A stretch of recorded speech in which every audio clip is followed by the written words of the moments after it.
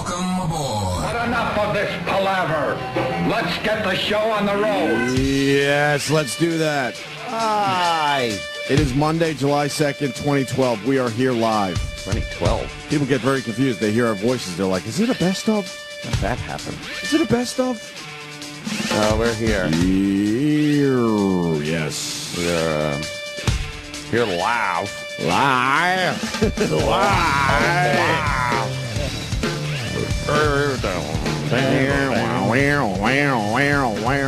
Well, not too bad, since 4th of July is coming up and falls in the middle of the week. Yeah, that fucks up everybody, doesn't it? Yeah, it kind of does. It fucks some people up and it makes it better for some people. Well, some people take the whole week off. Others just get 4th of July. You either have a cool boss or an asshole boss. Oh. The cool boss basically gives you the whole week off. An asshole boss, an asshole boss, and a cool guy boss. The cool boss gives you the whole week off and doesn't really fuck around with how many days that means. Yeah. You know what I mean? Yeah. The asshole boss will fucking, stand at the front door and make sure you check in. The worst thing about it is... Holy shit! If you have Wednesday off, right, 4th of July, right, it's almost useless because you have to get up for work Thursday. Yes. And, it kind of limits what partying you could do on 4th of July. Right. So, what good is it having so you can hang out Tuesday night? Right. And then Tuesday, you want to take off to get ready for the 4th of July. Yeah, well, and then you Thursday. need the day after the 4th of July to, recoup a little bit because you're having a few pops. You're going to work one and day. And then Friday, it's like stupid. So the cool bosses understand that and go, you know what? Just take the week off. Take the week. Between me and you. Sure. No one's looking. Sure. Oh, boy, do they look down the hall. They got a chart. Let me count. Count the days. Where's Travis? Hi, Jim Norton. Hi, buddy. It's Travis. Travis is off. Because I was supposed to be on the list. I forgot my ID today. I just ran out. You're a big star. You don't need an ID anymore. Oh, boy, do I. That monster downstairs didn't want to let me up. Really? Yeah. They take their job way too seriously. But, how am I not in the system? I've been working here for years. Yeah, you should be in the system. How am I not in the system? Maybe you should take the hint. And maybe they are trying to tell me damn. Take a hike. So how'd you get up here? Kenny came down and got me. It said he's legal. He's got a show to do. Let's not dilly-dally. She's like, you're not in the system. All right. But I've been here for years. Yeah, haven't you seen my face by now? Obviously, there's an issue that we could just handle right here in the lobby. Yeah, right here in the lobby. Right here in the lobby. Step out of the vehicle, sir. Last time I forgot my ID, the guy turned out to be really cool. He's I know you. I'm like, and I know you. Let's just move on now. That's how it should be, right? This woman's kind of a douche. Really? Lady, yeah. Woman. Really? Because let's say... Yeah, I think she is. I know. Let's say you were, God forbid, fired, right? So they don't want to let you, pass the lobby. But here's the fail-safe. They would know up here. So then you would just be stuck in kind of elevator banks with no one allowing you into any offices. Nah, but you could always sneak in with somebody. Just get on with somebody. Oh. I thought of that. I could have been fired or whatever, and a disgruntled employee coming back. But proving their jobs are useless, though. We don't want any disgruntles. That was a whole job that was created after 9/11. It's a completely useless job. I don't know why after 9/11. It wasn't like terrorists were sneaking into offices. They thought everything. They thought terrorists were everywhere. They really did. You remember? Yeah, you were able to just walk in and out of buildings. You didn't even check in. It's like, I'm here to see Mr. Johnson. Well, go ahead, sir. That would be floor number 7. The elevator banks are on your right. Although, wasn't there that pain-in-the-ass guy at NEW? Remember that guy? I hated him. Whitey? Oh. We hated Whitey. Wait, I don't remember Whitey. The guy with the white hair at the desk at NEW, and if you didn't have your ID out, he was always fucking ragging us. Well, that's after that was after 9/11, though, right? Was it? We did a little time after 9/11. Yeah, but I don't think it was after. I think he was right from the start, man. That really? He was a prick. Then I don't know what I'm talking about. Hate that guy. Nah, I just remember him, Whitey, we called him, because he had white hair. Yeah. Ugh, he was terrible. How was everyone's weekend? I know Jim Norton's was star-studded. between Justin Bieber and Milo Kunis and EpicsHD.com. You had a very busy few days there, Jim Norton. Yes, I did. I would say the Tonight Show was good. It could have been a disaster. I was worried about that one because I knew it was going to be all teenage girls. And I get there, and the guy Ross, who works for Leno, goes, yeah, they were camping out. 15-year-old girls. Oh, for Jimmy. So no. Yeah, no. What? So I walk in, and it's like, you know how they announce the show? And when they, like, in the Tonight Show, Mila Kunis, Jim Norton. Justin Bieber. They were all for Bieber. The demo was not right. Oh my God! But it was a much bigger show, so they wanted to put me on that. They were doing me a favor by. I was supposed to be on Friday with. That's a massive show because Mila Kunis is in the big movie Ted. That's doing very well, and then of course you got the Biebs. So it could have been a disaster. I went out there, and I was like, oh boy, this is nuts. The second I walked out, my happy ending joke didn't get anything. And I'm like, do they not know what a happy... Oh, no. They don't know what a happy ending... Like, it wasn't like it was just like they... There's another language to them. It was really bizarre. So I jumped all over the place. That was all... The fact that I pulled out a good appearance... First of all, they gave me a really good PSA to play. But it was like one of those things where it was... that was 20 years of fucking doing stand-up. In that moment, and Jay needed all your skills, right? That was one of those times. You had to improvise a bit. Yeah, that could have been death. And Jay was kind of laughing at me, and as we went to break, he goes, "You did a lot better than I thought you were gonna do." He's such an asshole. Oh, that's funny. Which was very funny. The audience was nothing but 15-year-old girls. Yeah, they were all for Bieber. All of them. Unbelievable. And Mila Kunis. She felt it too, but I mean, a lot of them like her as well. Yeah. Like she had a huge ovation when she walked out, but she was really good to me on the couch. I like that old lady. That's what the kids say. Yeah. That's probably. what they say. She's groovy. She's probably, what, 30 maybe? She's 28, yeah. 28. Yeah. But she was very, very cool to me. Like, she had fun with my appearance, and that helped me a lot. Like, Mila Kunis, I will never say a bad word about her. Ooh. She was so nice. And Bieber was actually very friendly. Like, that's his gig, is to be friendly. But you think, like Jay was in my dressing room when Bieber came in, and then he was like, hey, man, to Jay, and he walked in, he said hello to me, he said hello to my agents. Like, he was really pleasant to everybody. Should have punched him in the face. You'd have gotten massive press. Yeah, probably would have. Imagine that. Just tackle him. Tackle him. You just start fucking shoving your cock in his mouth. He loves it. Over and over again. I imagine that would have been stopped by security. Yeah, you got to at least try, though. Yeah, give it a whirl.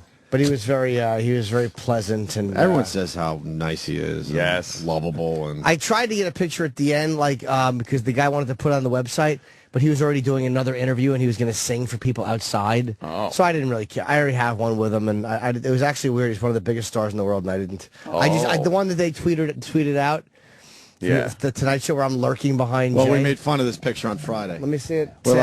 We said that you would have wanted to be between Justin Bieber and Jay Leno. Yeah. No, honestly, I didn't care. It was weird. It was like, because you're in the picture. It's not a bad picture. No, it was great. And that got tweeted out by Bieber. He tweeted that out, and so did, I can't tell you. Did he mention you? Did he mention you? He did, yeah. But I was in the mention originally. He just retweeted. Did that get you followers? Something like that would have given you a shitload of followers a year or two ago. I probably picked up 2,000 followers, which again... Just from that picture? From appearing with him, yeah. That's massive. But we have a different demo. It's not like the same people at all. You have a dumbo.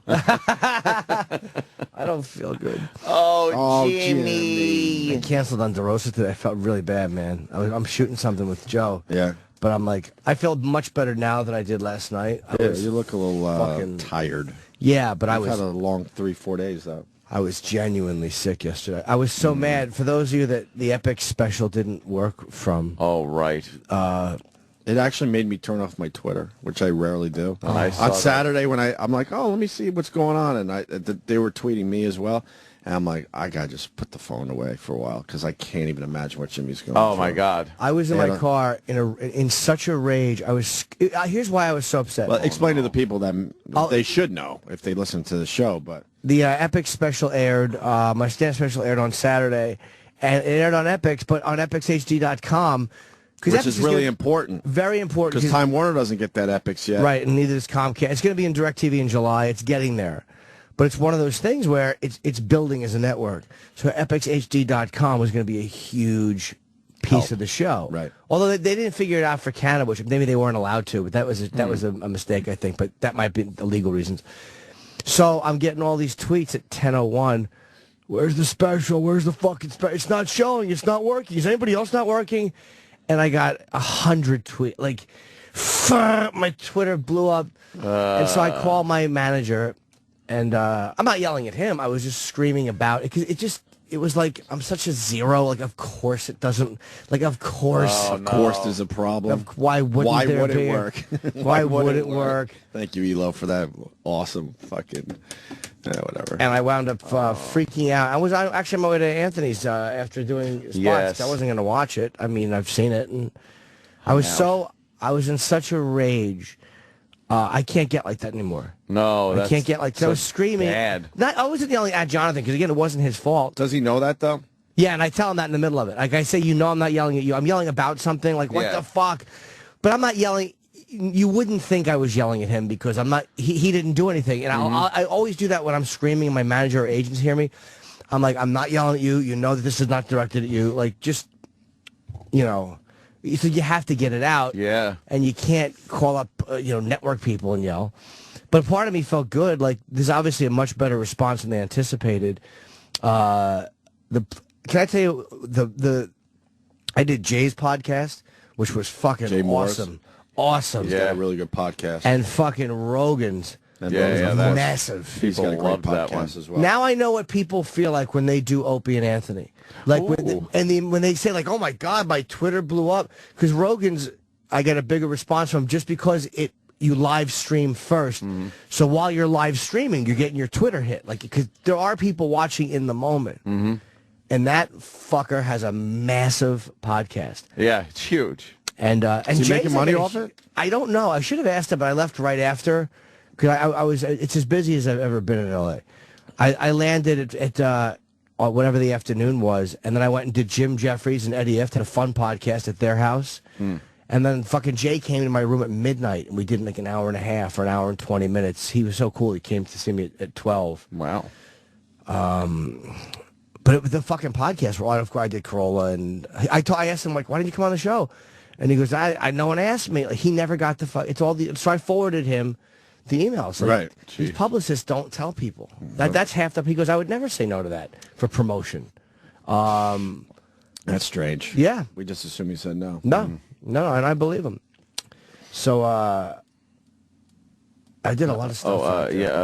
Jay Moore came to get room at midnight, man. He's good. Jay's like all crazy and stuff when you're doing radio. He's way different when he runs his own show. He's a good interviewer. It's really strange. He's like very focused. I'm not saying it's bad when he comes in here all like ADD and all that. It's fun and it's a ride. But then I listened to his podcast and he's a very different Jay Moore.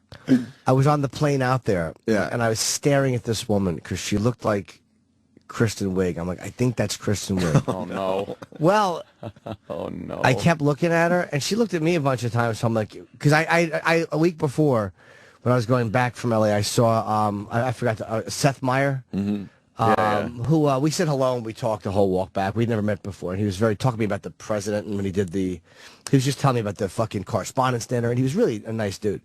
So I'm thinking oh, Kristen Wiig, yeah, she probably knows who I am. But I punked out and I didn't fucking ask her. I was so mad at myself because I know that it was her. So fucking coming back, I see the same woman on my flight.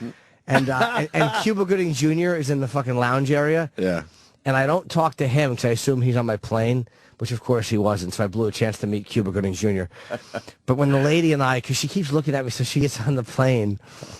And me and her are the first two to get on. And I go, because it's just us. I'm like, are you an actress? She goes, what? No.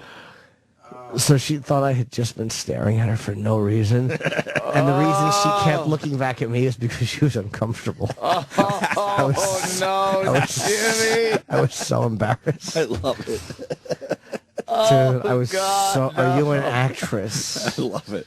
Oh, that's great. And meanwhile, and Cuba Gooding, I don't say hi to like a dope, who I love. Oh boy, You love Cuba Gooding, He's huh? fucking great, dude. Yeah. He's I mean, I just saw American Gangster again, which he played Nicky Barnes in. Right. Yeah. Which was I loved. Colin didn't like the movie, but I loved it. He didn't like that movie. I thought when we had Frank Lucas in, Oh, right. I was a fucking. That was a good movie, man. I wasn't here for that day. You weren't here for Frank Lucas? No, I wasn't here. Or I was pulling a fez. I'm not really sure. wasn't he in The Boys in the Hood too? Cuba was, yeah. Yeah, yeah. Oh, did you? Did I talk about it on the air? I know I Twittered it. I was watching Boys in the Hood, and there's a scene with Cuba Gooding and Larry Fishburne. Mm-hmm. I talked about that. No, I just saw it though. Where he goes, he's supposed to go. Because I think Cuba Gooding Jr. is talking about kids, and he goes, "What are you talking about babies for? You using all them rubbers I gave you?" They fucking beeped out rubbers, and they put condoms. Condoms. Oh, yeah, we talked about this. Yeah, we did. Okay. I believe so, yeah. Wow. I just saw it recently on some shit channel that, obviously cuts things out. Oh, it's unwatchable. Rubbers. Like, why put the movie on? You can't say rubbers. Rubbers. Yeah, why can't you say rubbers? All that stuff is just ridiculous at this point. It God. is stupid. With everything you're getting on your iPad and on your phones and stuff, it's you can't control language anymore. No, and most You of the really stuff just being cut can't. out isn't a violation. Of course not. It's ridiculous. Well, we learned that lesson early on. Yeah. You get into radio, you worry about the FCC, and then you realize the real enemy is the company you work for. Yeah. They don't want any. I dream of the days where all we had to do was worry about the FCC. Are Yeah. you kidding me? Pretty easy to work around them. We're not even allowed to do anything with a naked girl anymore. No. And the FCC will allow that. And they just lost a big one too. Yeah. Yeah. The FCC took a huge hit in court. With the live fuck on the air.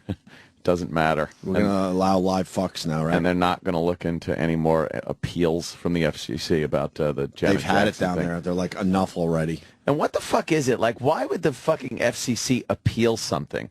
Like, once it goes through that's the not court your- system, it's like, just accept it. What the fuck business it is? They Right. made a decision. Right. Like, I can understand a company appealing in court, Right. but the government, some government fucking censorship agency, Well, man. they don't want to lose their power. Yeah. They see that as a slip They see their jobs going away. going Yeah, away. you're Of course, right. they're going to That's appeal all it. that it's about. But it's amazing they don't have to pay. That's not coming out of anybody's pocket. Right. No.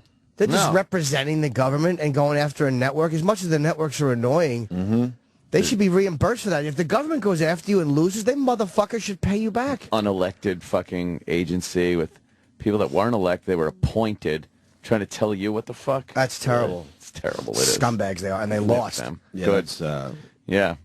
that's ancient shit. That shit's going to go away. You know how much money was wasted? Think how long ago the Janet Jackson thing was. And it's been in court this entire fucking time with lawyers working on it, people from the government working on it. That's over 10 years now, It's just right? a waste. No, 9. I think it was 03. 9? That'd be I think close it was enough, 03. right? 03, so, okay, 9 years. Jesus. They fought that. That's wonderful. Over a dumb nip slip. Yeah. Which That was was nothing. Less than a second. That no one saw until they played it time and time Ad again on the nauseum? news. Ad nauseum, yes. Oh, my God. I watched the wonderful BET Awards last night. Why would you Black do... Entertainment well, we know Television. why. I said that... You want to be angry, I guess. Well, huh? somebody asked me why I was watching it. Why not just change the channel? And I said, my hate is hungry. My hate needed to eat. You had to feed your hate, huh? I have to feed that hate. Well, BET is just an award show, right? I mean, isn't it just kind of like every other... Boy. Well, one thing they do, they are as boring and self-congratulatory as white award shows. Mm-hmm. But then there's this underlying political fucking tone that goes on. There's so many things that annoyed me. Reverend Al Sharpton getting the humanitarian award was just like, what? What world What? do we live in? And then they actually, the CEO of BET gets up there and she starts talking about how Reverend Al is there to help people, no matter what their race, religion, sexual orientation. I'm sitting watching TV, yelling at the television. I'm all Doesn't alone help in my white house, people? yelling. He never helps people unless they're black. Stop lying. humanitarian award. And then they did this tribute to Whitney Houston. And Whitney's mom got up there, and I tweeted all this. She sounded like a fucking air raid siren. She's trying to sing these, and she's doing like that. Wait, she's trying to sing Whitney's songs? No, she's singing some tribute song to Whitney. Oh. And it was horrible. I was like, if Reverend Al was a real humanitarian, he'd punch her in the face and knock her out. B.E.T. But equal but separate. One of the most ridiculous things I saw was Jamie Foxx. Jamie Foxx is he went from being goofball guy. Mm-hmm. What show was he on? Was he on Living Color? Yeah. It was Wanda. Yeah. To being wacky cross-dressing guy. To now he's Mr. Hardcore, pipe-hitting nigga motherfucker. He's the guy. And he wants everyone to know that he's hard. Really? Yeah. He comes out with a fucking Trayvon Martin shirt on. Oh, really? I was like, how about you wear a fucking shirt with the shitload of blacks that were killed by other black people? You know, that goes without even a news story. What did the Trayvon Martin shirt say? It was just a picture of Trayvon in his hoodie. Nice. Looking very young and innocent. Nice. So yeah, that, and I guess because he's in that new Quentin Tarantino movie. You know, when he was in Ray, he actually thought he was Ray. Yes. He actually fucking thought he was Ray. He started singing and putting an album out and thought he was Ray. Actors do that, though. Yeah. Well, now he's in this other thing. What's it called? Django. That's a terrible movie name. It's it's Django, but you know. Shit, he looks hardcore there. Yeah, he's got a little fucking Malcolm X beard going. Wow. Yeah. Well, he's dressed like that for his role, right? I don't know. He's doing Django. That's the same guy? Which is That pretty used to much make people laugh? If you remember the Soul and Nigga Charlie, remember those blaxploitation movies where it's like the Old West and the black guys are kicking ass on the white people? That's what this movie is, really. It's another one of Quentin Tarantino's kind of looks. He grabs stuff from the past, sort of that old B-movie shit, and makes it modern. So they're in the Old West, and he's kicking ass and whipping plantation owners and stuff. And he actually said that this was like Roots. He was saying that this movie is like Roots. It's not like why? Because remember how we all felt when we saw Roots? Well, let me tell you something. Django Unchained is like Kunta Kinte. Really? Wow. Really? You're going to go there?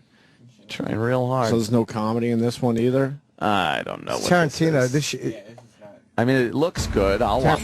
Oh, Johnny Cash. Johnny Cash. What's wrong with you, Ed? It's perfect so far. Yeah. There ain't no grave can hold my body down. And, what a voice. Damn it. Jamie Foxx? Good evening, gentlemen. Amongst your inventory, I've been led to believe is a specimen I'm keen to acquire. When I hear that trumpet sound, What's your name? I'm gonna rise right out of the ground. Django. Then you're exactly the one I'm looking for. Hey, that's that guy that was in Calm down. the guy that held the lamp was the Nazi. Trying to Oh, is that Christoph Waltz? Yes. fancy pants. Oh, Stop very Waltz. well. I don't know what's happening. I think he's taking us up. That means we visit every plantation until we find him. Once a final Brittle brother lies dead in the dust, I agree to give you See, your freedom. I guess And Django was wronged by these brothers. Right. And this guy wants to find him and figured the best way to find him would be get this guy that was like fucking I guess his chick was killed or something or fucked up or raped or something by this gang. Okay. So you get this angry motherfucker that wants to kill these motherfuckers and he's going to help find them. But there's a black-white thing. So is that the conflict? No. The conflict is not between that guy and Django. It's between like the plantation owners and stuff. Yeah, we got you. And the most evil plantation owner is, what's his name there? Leo DiCaprio. But DiCaprio's in it? Wow. Yeah, that's him right there. When they cast these movies, you think they cast white guys that really hate black Oh, people? so they don't have to act too much? So the acting is right on.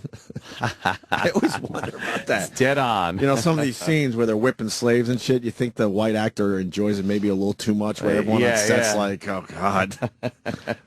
This could be explosive. He's got a heart on again. Yeah, oh, boy. You know? Do you know when they did what was the Amistad? Amistad.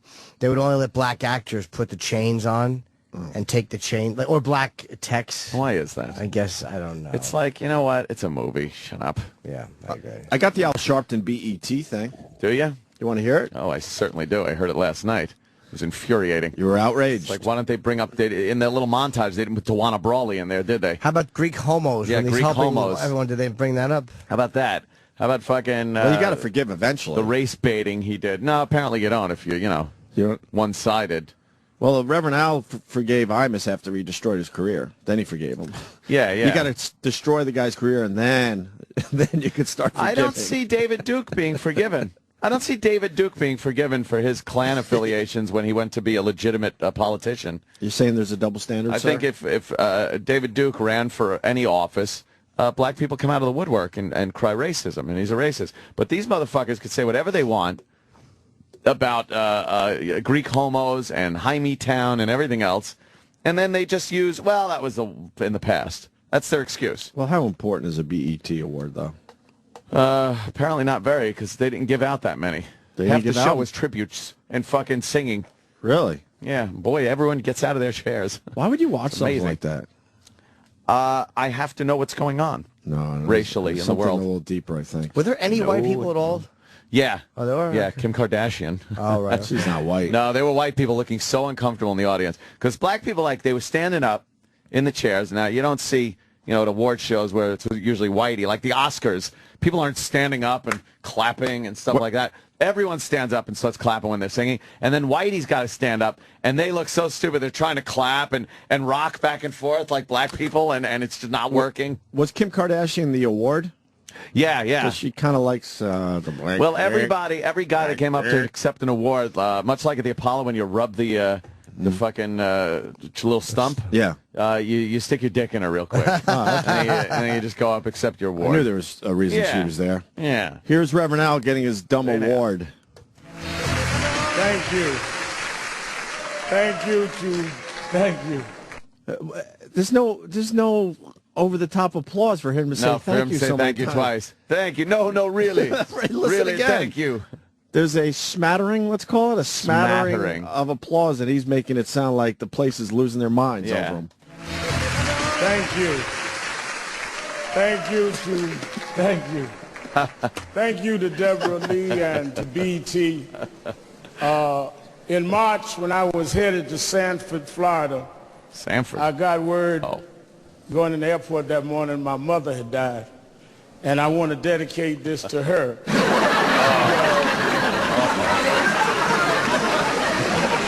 She raised me as a single parent in Brooklyn, New York. That's before Jay-Z made Brooklyn famous again. Woo, right now.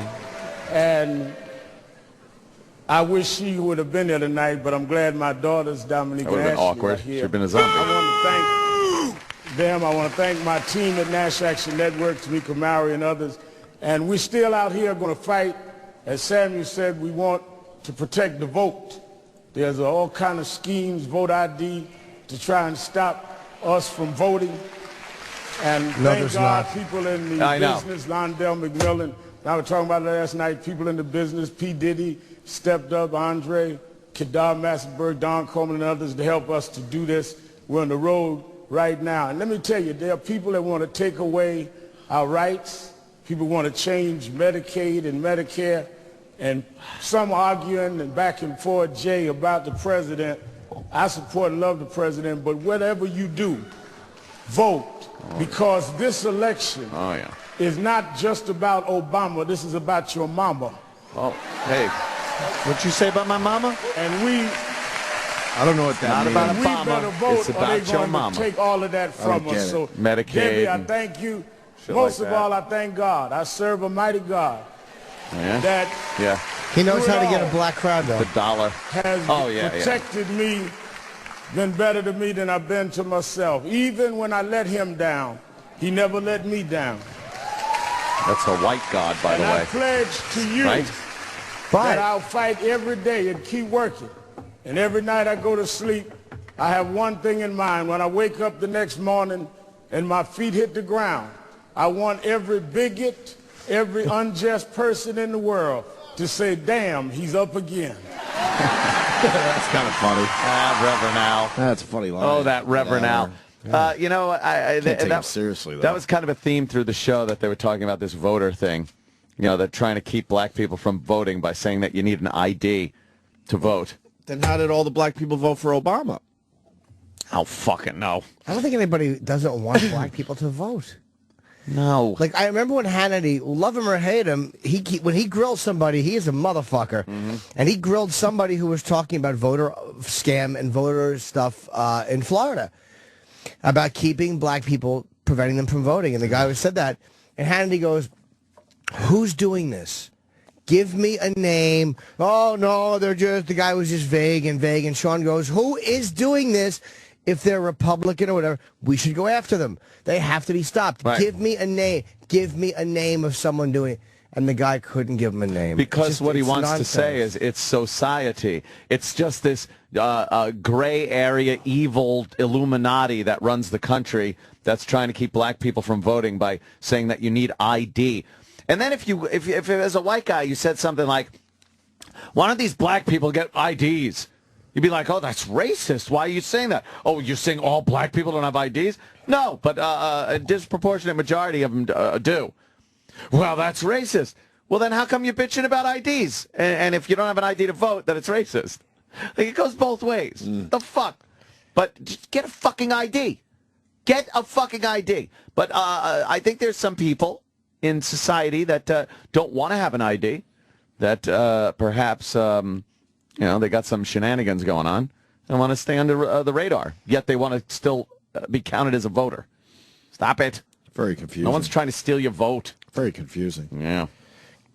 By the way, off the subject, Alec Baldwin's wife is fucking beautiful. Let me say, what was Holy that? shit. That, Dude, she's a yoga instructor, like, man. or Pilates. Like, her body is just... They got married slamming, over the as they weekend? say. God, yeah. I think so, She yeah. is phenomenally attractive. Why would he get married? I guarantee you there's a big prenup, of course. Idiot. Prenup, pre-shmup. They always try, and you end up in court anyway. Yeah, he might have an ironclad prenup. I love him. He's hilarious. He's a crankpot. He's but a crankpot. he's a crankpot. He's known to be a crankpot. But I love the fact that he's going after these sleazy fucking photographers. They don't need him getting married is not news. Right. So who gives a shit? No. So they're not getting news. They're just fucking bothering him. Yeah, she's a looker, all right. Oh, dude, she is depressingly That's beautiful. a wowee. He is calling out the press on that just at every turn now. It doesn't matter. He'll fucking go after the paparazzi now. Mm-hmm. Yeah, the mamarazzi too. Ah. You what I said, Sam? I heard it. Is he still fighting with Kim Basinger? I imagine he just, yeah. That's one of the classic ones. They've been fighting for decades at this point. Yeah. Classic shit. They call him the still seething star, snarled at a daily. Still seething star. The still seething star. He's still seething. You know how mad you are to be seething still? Oh, you got to be mad if you're seething. I used to see him in the neighborhood a lot, Jimmy, because he used to go somewhere. All right, you know, he used to go somewhere. He used to like go somewhere. Oh, yeah. Oh, really? And he's so not approachable when he walks around New York. Oh, yeah, there were no photographers around. No one really knew he was up on the Upper West Side for a while there. And he's not approachable. And he actually walks in traffic. I think that's the people that don't bother him, right? He walks in traffic. It's the first celebrity I've seen in New York. That's their move. Why? They walk in traffic because it's harder to say hi to him. Okay. So he'll walk away. pretty much, not just on the side, like he's almost in a lane. And I guess that's his way of making sure no one's going to stop him and ask for an autograph or a picture or what have you. I've only seen him once, and that was when we were at the McCartney. I think Springsteen or McCartney. I don't remember. And I said hi to him real quick. Oh. He said hello back, but it was just a courtesy. I didn't get a picture, I think, because I was worried about the Stones. Yeah, I didn't kidney. Right, dummy. I don't. I didn't want to. That was a good one. Kidney stones. Why would I be worried about? Why? But why wouldn't I take a picture with Alec Baldwin? Because there's kidney stones around. Well, because if you had kidney stones, you'd be in pain, and you're just thinking about those. Fair enough. Or if he had them, you wouldn't want to Worrying about your next piss or something. Right. Knowing it's coming. That would prevent you from getting pictures with the Rolling Stones. Reverend Al didn't mention the black people blocking white people from voting. They didn't block anyone from voting. No. They were just It was there. a bit intimidating. They were just there to intimidate people. They were certainly intimidating white holding people. weaponry in front of a voting place and saying that it's fine. Yeah, Right. exactly. Right. Yeah. Right. Why don't we do that? Because they were there protecting black people's right to vote. Really? The Black Panthers with fucking the billy clubs. Nice. What do you make of this Tom Cruise thing? It's one of those very obvious things that I think we all knew was going to happen eventually. Sure. Yeah. A lot of people are figuring out that, a lot of people thought that there was some weird 5-year contract that was signed. Uh-huh. And I guess this is all coming down as that 5 years is up. Yeah, Some people are saying, well, I guess the contract was up. I don't know. Scientology, there are so many rumors about what happens inside the walls of Scientology. Yeah. And some people believe that it's some kind of a organization for Hollywood's gay elite, that they would go in and they would protect them and their image in Hollywood, and then I guess they get a shitload of money in return, is what the rumor is, and she is part of this. She would be part of this scheme. Well, to make him look like a heterosexual guy that's married, and now she's very worried about Scientology snatching the kid. And she is, right? She's held up here in New York City, and there's cars parked in front of her apartment taking pictures of people that are going in and out, asking questions. Who's that? And it's being speculated that they are Scientology people. Keeping an eye on it. It's not the paparazzi, because now that it's a big story, they're going to follow her? Two guys in a fucking I saw the white picture, SUV. and they look kind of creepy. Yeah. It wouldn't surprise me if they were just paparazzi, though, but Scientology's just gotten creepy at this point. It's very creepy. Stalking. If it's true. I mean, maybe it might be bullshit, but if it's true, it's like, what are you doing? Yeah, very, very creepy. By the way, that 5-year contract thing, which I've heard over the weekend a lot, I mean, Suri's 6 years old, so they've been together more than 5 years. Yeah. Well. So I don't know. And what, the final straw, Katie Holmes was worried about Suri and Scientology. And Scientology. Making decisions or whatever for her daughter. That's what she's kind of saying to friends. She just looked like a zombie the whole marriage, didn't she? Yeah. She just looked like, hi. She was supposed to be in The Dark Knight, but she didn't because she was pregnant. Yeah. And we all know Tom Cruise is just a weirdo. Yeah, he's a fucking weirdo. There's rumors about him, Jumping on the couch like that with Oprah, looked like a weirdo. He's just a strange guy. Interviews, he's just weird. He's not the guy you see in movies. He just laughs a lot. He now you're being glib. You think that's what it is? Glib. Yeah, he's a strange He's dude. a weird guy. Comes across very strange. But then you see him, and it's like, all right, he's had this immense career his entire life. You fucking look at people he co-starred in movies with, and he looks amazing compared to them. I don't know what they're doing in there. He looks 30. Yeah, he's ripped. He fucking looks good. You look at fucking, He's probably 50 years old. Oh, easily, dude. Yeah, still doing Mission Impossible. He's still a great action star. The guy's fucking awesome. He really is awesome. And it's like, what the fuck? And then you look at people that he acted with years ago, and they're a disaster. What's that, Sam? That's Tom Cruise. What year, though? That's this year. That's fucking this year? Yeah, that's from Rock of Ages. What the fuck? He's ripped. Motherfucker, right? The final straw on the Katie Holmes decision to file for divorce was that she was convinced Tom Cruise was going to send 6-year-old Suri away to a hardcore Scientology organization known as Sea Organization. What's that about? Sea Org. As it is known as where the highest levels of Scientology are taught, and kids as young as 5 can be sent to live there without their parents. And our sources say Tom is a big fan of this. That sounds like a cult to me. So Katie didn't want to lose her daughter. No. To Sea Org. Can you look up Sea Org? What do you got on that, Sam? Sea Org has been compared to a boot camp, and several ex-Scientologists, including Oscar winner Paul Haggis, has been outspoken against its military-like conditions. Military-like conditions. Oh. The Free Winds, the massive Scientology boat that was the location of Cruz's infamous birthday party in 2004, is entirely staffed by Sea Org members. Wow, that seems pretty creepy. They got their own fucking Navy. Holy shit. Members of Sea Org sign a $1 billion year pledge to symbolize their eternal commitment to the religion, and it is still signed by all members today. How do you get out of a billion-year contract? How about 100? What are you doing? A billion-year contract. It's so silly. It really is crazy. Imagine your billion years are up and you really are. There really is something after life. You're Then like, what oh, happens? man. Hey, can I sign another contract? Yeah. Or now do I got to re-up in infamy and have nothing? I'm going to just stay here. Wow. Or is it something that's that just was a dumb word there? Is That it just didn't like make Catholic sense. school? Huh? Is it just like Catholic school or something? Well, you know what? Yeah, you could say that. Scientology gets a bad rap because it's too new. Like some guy read some science fiction or wrote some science fiction, L. Ron Hubbard, and decided, this is the religion, and it's real goofy and wacky. But, you add a couple thousand years, and it'll probably How crazy fly. would it be, right? Yeah. I mean, look at the Mormons. They're doing okay. Yeah.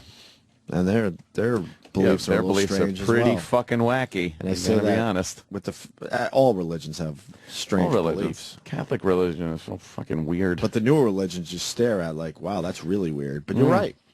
Enough years go by, how it doesn't get, it's not as weird. Joining the Sea Org. Oh, she looks like a fucking trip.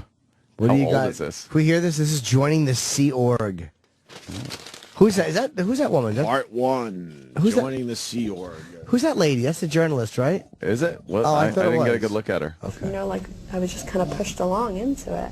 I mean, generally They told me the only reason I was not joining was my reactive mind, which was controlling me and telling me not to do it because your reactive mind stops you from doing good things, and this was a good thing. And I couldn't confront and take the responsibility my to do it reactive because mind. of my reactive mind. Wow. So I should be bigger than my reactive mind bigger. and go and do it. So then I was like, oh yeah, I don't want my reactive mind to control She's me, cute. so I better do it. They use virtually any tactic from yelling to, they'll show you like newspaper clippings of horrible things that have happened in the news and say like, we try to stop this, and ever since we've been working on this area, the crime has gone down, and we've helped all these families, and you think, oh God, I'd be such a horrible person if I didn't go in here and help them out in this, and I would just be irresponsible and not doing my duty towards all of mankind. That's exactly That what it sort is. of thing. And they also show you this policy that L. Ron Hubbard wrote saying, and it was written in 1970, and it said in 30 years the planet won't support human life. And then they told us the only reason it still is supporting human life, because this is in, 93, so we had 7 years to go, but the only reason it's made any improvement is because of Scientology, and if we don't keep going, the planet isn't even That was able to 93? support Thank life. you. So you have half of me going like, I can't let my reactive mind control me, and half of me going, I have to help mankind. And then part of me was When going, does the oh, wow, fucking I'm come gonna in? get paid money, This sounds like one of those I'm gonna cults wear where uniforms, the I'm gonna head guy's got to fly, fuck and all the the girls. advisors are Is it gonna amazing how work with them, old they this said I footage get to- looks? It's from 93? I think this, I think it's newer than 93. Yeah, I think she was talking about, She said it's 93, so we still have 7 years to go. no, she said that he said in 30 years in 1970 that the Earth wouldn't be able to support life, and that would be the year 2000. Right. But she said that they started making excuses for it in 93. Why the Go the back Earth a was little, let me still- hear She was on the boat in 93. Yeah, Go yeah. back a little bit, Sam. Stop siding with all right. Anthony just because he's the Oh, boss. boy. Fucking creep. But the only reason it's made any No, improvement further. Further back, is you because fucking it said bag in of 30 shit. years the planet won't support exactly That what it sort of is. thing. And they also show you this policy that L. Ron Hubbard wrote saying, and it was written in 1970, and it said in 30 years the planet won't support human life. And then they told us the only reason it still is supporting human life, because this is in, 93, so we had 7 years to go. But the only reason it's made any improvement is because of Scientology, and if we don't keep going, the planet isn't even going to be able to support life. So you have half of me going like, I can't let my reactive mind control me, and half of me going, I have to help mankind. And then part of me was going, oh, wow, I'm going to get paid money and I don't have to wear a uniform and it's going to be so fun. And these two guys, I'm going to work with them. He said I get to work with them. I want to be on Sea Org. So the next day I started, I started what's called the Estates Project Force, which is boot camp. Ooh, good. And my schedule was something like get up at 6:30, breakfast at 7. I do that. At 7:30 we had like a muster, like a staff meeting thing. Mustard? Drill. Yeah, I'm a creep. I'm a weirdo. You don't like that? Run around into trash cans. Why don't you like that? It's nice. You don't like anything nice. I don't. Everything has to be harsh with you. Exactly. Everything's terrible. So what's the... So that's boring, whatever the fuck that is. Sea Org. You may qualify, see a Sea Org recruit. I want to go to Sea Org. Sea Org. I like that. Let's go to Sea Org. Got a Navy. It's fucking Scientology. But what do Navy. they teach you? It's Sea Org. Yeah, what's the difference on the sea than on the land? Yeah. I don't get it. What does the boot camp do? Yeah, she went. Yeah. This guy was a member of Sea Org. You want to go to it? Or I bet he wasn't. Sure. But he's got a bad joke about it. Yeah, you think? Yeah. Probably. Mark and Phil. Well, coming out of Philly, sure. Mark, what's up, buddy? No joke at all, man. We Tasty. No joke at all. But hey, bud, let's party. I was part of Sea Org. Nah, it's dead serious. I was actually a member there when I was younger. My parents forced me into it. It's based out of Clearwater, Florida. Basically, the whole town is taken over by Scientologists. Oh, all right. And what happened? There was actually an agenda back in the 70s by L. Ron Hubbard to totally take over like an American city. And totally take over the government. He pretty much accomplished it. But Sea Org's kind of like a religious militant wing of Scientology. Oh. And what were your parents, Scientologists, and forced you into that thing? Yeah. Wow. What's the difference between Sea Org? Like, what do they do that is more hardcore? It's just more militaristic, and it's just really, I mean, they basically give you $24 like a week to live on. You pretty much work 14-hour days. You're either stationed out in California or in Florida, but it's pretty intense, pretty abusive. What, do you swab the deck? Not, I mean, people used to do that back in the 70s and 80s, but now it's mostly land-based. Oh, okay. So Tom Cruise loves these guys? Yeah, he's a big supporter. It's run by David Miscavige. He's the head of Scientology. Do they drill with weapons or anything? No, they don't trust us. But David is a big weapons guy. You probably like him, man. Oh, probably would. But it's pretty crazy. Is he married, David Miscavige? Yeah, but his wife disappeared in 2006. What do you mean disappeared? Just that, she disappeared. That's creepy Oh, shit. man. And wait, I'm out of this discussion. Fuck this. No one knows where she is? Fuck this. Nobody knew. How about now? Have they found her? Well, what were the rumers that was going? That what's were the going story? I never heard this. Yeah, what were the never rumors about their marriage that all of a Sam, sudden try she to find some disappeared? news on that.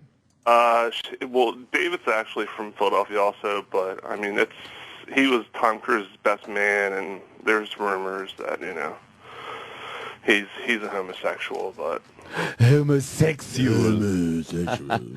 Wow. Yeah. Wow, what happened to that guy? He's a multi. That's amazing. He's a multi-millionaire who has no wife anymore. Yeah. Who just disappeared. Sam is on the Wikipedia page. That's kind of creepy. This is the tricorder of our day and age. The Wikipedia, when you need info on something. All right, now, caller, shut up and let Sam talk. Thank you. Who, according to Lawrence Wright in The New Yorker, disappeared in 2006, and her current status is unknown. Wow. What? Wow. That's weird. What are the circumstances of her disappearance? Her disappearance occurred after she filled several job vacancies without her husband's permission. Yeah, well, and she deserved whatever she got.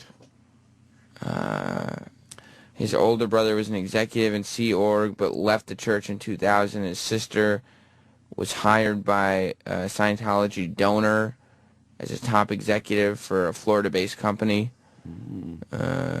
Where she was linked to an accounting scandal. That sounds pretty fucking mysterious. Mysterious. So you think that the wife may have been taken care of by somebody? Maybe. What did the authorities do with this? Did they question the guy? I would hope so. You would think like, wow. Well, you would think Scientology. I don't know.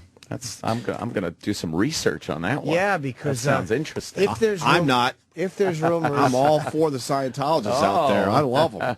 If there's Keep rumors, up your good nature. If there's rumors about the Fuck guys, that. do you think his wife was ready to come out and say some things? Maybe. I don't know. I'm sure you could speculate till what they say the cows come home. Have fun with that research. I was thinking of an Iraq joke. Him coming home. Pressing the doorbell with his hoof. Yeah. His little hoof. Oh, no, he wouldn't. He would just shake his head back and forth and his bell would jingling good-naturedly. Get it, Iraq? Yeah. All right, Marky, thank you, sir. Thanks, Mark. Unless you have anything else to add. I Yeah, don't it's know. interesting, dude. Yeah, Anthony, can I borrow some money, bud? No. No? No. Unless you're a chick. How old is David Miscavige? He's 1960. He's a few years older than me. Getting back to Tom Cruise, I wonder if this is true. Wilford Brimley. We remember Wilford Brimley, right? Yeah, diabetes. Supposedly, he was 50 when he made Cocoon. Wow. Tom Cruise is going to be 50 soon. Come on. Can we put the two together? The That's picture you just had of impossible. Tom Cruise at 50? Close enough, anyway. Come on. That's hilarious. We got to make sure that Wilford Brimley was 50 when he filmed Cocoon. Or Big Red Shark is an Brimley. asshole on Twitter. 34, 54, 64, 84, 30, 40, 50, 60, 70. Yeah, he's 50. Wilford Brimley maybe was 50. 51. All right, so close enough. So holy shit, come on. Give me a 50-year-old Wilford Brimley next to a 50-year-old Tom Cruise. I pop that up. There you go. Is that Cocoon 2? There's not much makeup being used there either. That might be from Cocoon 2. Oh, really? Yeah. How would you know the difference? Well, it was a couple of years later. Just be Cocoon? That's Cocoon. What? That can't be 50. Come on. Come on. It might be. I don't know. Come on. Is this Cocoon? It's probably Cocoon, right? Yeah. Oh, my God. That's him. Perfect. That's definitely a 50-year-old Wilford Brimley. Yeah. With his shirt off, so there's no Hollywood makeup being used there. That's good. You got like the him pool scene at 50. Yeah, and let's put him next to Tom Cruise. Let's see if there's something to the Scientology. There might be. They might have some good shit. They might within have. their walls. Okay. And there's Tom Cruise with his shirt off. Look at this. Jimmy. That's both 50. That's two 50-year-old men. Wow. Holy shit. Get the fuck out of here. Genetics. Scientology. They might have found some good shit. They fucking figured it out. Maybe they found some good shit. They got like a Fountain of Youth thing. You know they're working on it. The Fountain of Youth thingy. Mm-hmm. They probably are working on some type of machine or chemicals or something that like keeps you young, and they must be using it on him. Wow. All right. They got that wacky shit going on. Why don't we take a break, eat? We got Dennis Leary coming in today. Oh. Got a huge part in The Amazing Spider-Man, which is in theaters tomorrow. Oh, they're starting the holiday week early, huh? The Amazing Spider-Man. Leary was great in this movie. Mm-hmm. He was really good. How was the movie? It was good. I liked it. I definitely liked it. Was what's his name's a good Spider-Man? Like I thought so. The graphics are good and all that stuff. Like CGI. The CGI was great. I mean, they went with the love story a little too long for my taste, but I think they're trying to get that Twilight audience. Hey, I heard that a young, couple in love, tweens. I heard that his web that he makes isn't part of his biology. It's yeah, he made it. What is that about? He had a little fucking thing on his wrist. Dude, what is that? Does he even get bit by a spider? Yeah, he got bit by the spider. So what does the spider do? But now, isn't Spider-Man supposed to have a fucking little spider hole in his fucking spider wrist? Yeah, it's supposed to be part of him, but when he was in that area where he got bit with the spider, they were developing these little cartridges and using that web to replace like steel cables and things around the world. Uh-huh. And these little webs were in these cartridges. So he took all those cartridges, made a little contraption, and then he shoots it out of these contraptions off his wrist. How does it stick to the wall, though? It's just naturally sticky. Everything sticks But right to he it. doesn't have a little hole in his wrist? No. But how does it when he grabs it to swing? Does when he swings, does his wrist just hang out stupidly? Or does he hold on to the web? He holds on. How come it doesn't get all over his gloves? What if he runs out of little canisters? Yeah, that I was trying to figure out because at certain times you see him putting the cartridges in. What if he's mid-fucking flying around the buildings and what shit if and it runs out? Well, zippity-doo-dah-daying around. And you know what? He's going to take enough cartridges depending on how much fucking whipping around he's going to do. Well, I don't believe But where does he keep the cartridges? True to Spider-Man. Here comes Danny. Danny will help us out I don't here. believe that's true to Spiderman. I just watched the movie. I didn't even... He took an old watch and made some contraption. Give me the watch. Put the little cartridge in it. And that's the what he watch uses. up his ass. Yeah, but the webs he made in the sewer system, there's no way he had enough cartridges to make that happen. What's going on? When you'll see the Danny, when you see the movie, you'll understand what I'm saying. The cartridge, the web juice that in the cartridge. Web juice. It's that's part of the original Spider-Man story. Like, is it? Yeah, when you read the original comic books, he never had webbing that actually came out of his wrist. He always had some kind of device that was rigged with webbing. And in the books, and sometimes he would run out of All web. right, hold on. Who changed the story then?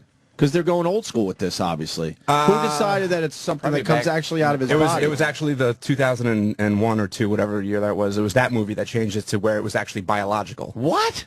I thought he always had it when I... growing up, I always thought it was coming out of his well, wrist. yeah, it looks like that because like the way the device is built into the costume. Right. That's why his fingers are always depressed into his palm. Yeah. That's actually the trigger mechanism for the web. I did not know this. I did not know this. Oh, so it's the original. So they're going old school. I wasted a lot of time as a teenager.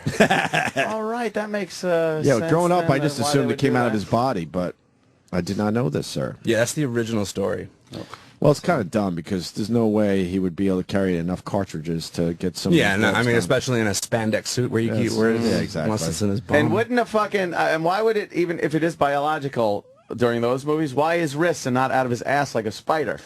Like he should just be able to bend should be over shitting and web. shitting web out of his ass into buildings, Full mooning swinging his around, webs all over the place. swinging around on a web out of his ass. Yeah. Fucking cutting them off. Dennis Leary's the father of Emma Stone's character in The Amazing Spider-Man. Well, did you see the movie yet, Danny? No, not yet. Oh, shit. Love to know what you thought. Yeah, I would definitely check it out. Yeah, yeah. I got a lot of stuff on my plate. All right. So Leary will be here at 8 o'clock, and that's good news. Kiss My Ass, the new single/video available today on Funny or Die. Leary's doing a video for Funny or Die, so check that out today. What is? Let's look at it for a second. What is Kiss My Ass? How about we do it after the break, because I'm going to pee myself. Okay, let's do Please? it after. All right. Thank you. Diabetes, diabetes, diabetes, diabetes, diabetes. Sirius XM. You're listening to Opie and Anthony. Whether or not you're paying attention is another question. Good morning. How was your weekend? Very good. I asked you in the hall, what did you do over the weekend? Went to a concert on Friday night. I went to see... Or is it Jimmy? Or is it both of you I don't guys? know who hates it. I know you like this song. I went to see LMFAO. Some of their stuff is fucking enjoyable. And very catchy, right? They are good. They're the I'm sexy and I know it guys. Yeah. What do they get? A little different than the O&A crowd. That song Shots. Where we need to drink them to suck our cocks. Yeah, 12-year-old girls are just singing it throughout the whole arena. Wait, sexy and I know it. Did you just mix that shit? Oh, and he's doing the dick fucking Turn that up. slang. What do they do? Give me another one. They do... This is like fucking drop some ecstasy rave kind of music. Yeah, whoever the DJ is for these guys is fucking amazing. There's 2 guys, and then they have like a whole cast around them. Jesus Christ. Which one is this? 456 million. Girlfriend. What do they do in between the 4 songs everyone knows? At the Prudential Center. Was it crowded? Yeah. I don't. This is the only one I don't know. Okay. You're right. Turn this shit off. Why the Welcome to the Jungle?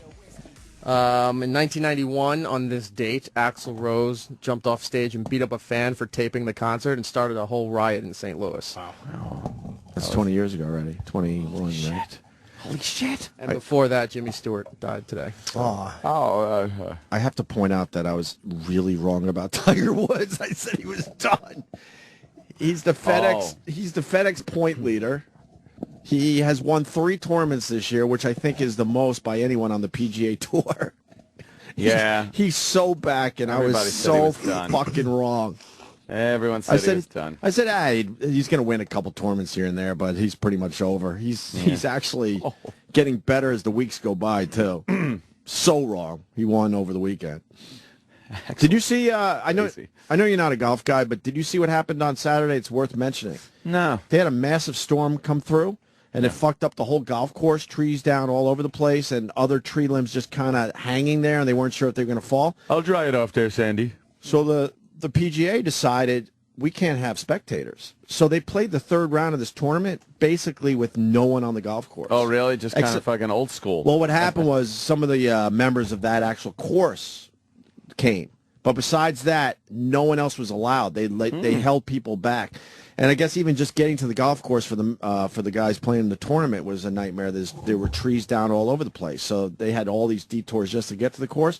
So these guys are like, they're sinking birdie putts and having nice shots, and then just waving to, they were having a good time with it, just waving to nobody. No, but in some cases, waving to nobody. To no one? Just having a fucking blast. You got to give the little, well. And then yesterday, the crowd was allowed back, and Tiger won the tournament. But it was really strange. It's worth checking out some of that footage, because when was the last time you saw a PGA event with nobody? No one there?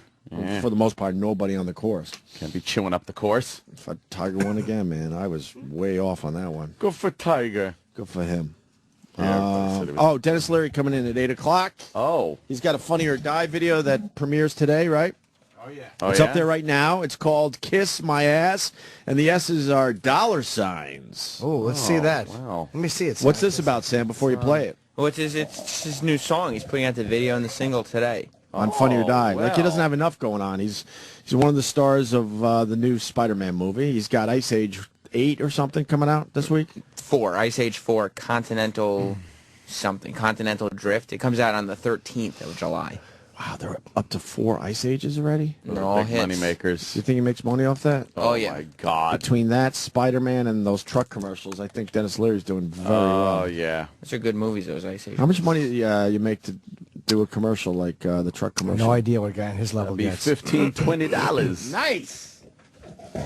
Here's Kiss My Ass with Dennis Leary from Funny or Die. All right. Kiss my ass, kiss my ass, kiss my ass. At this crazy world, this crazy ass. Tornado give a shit.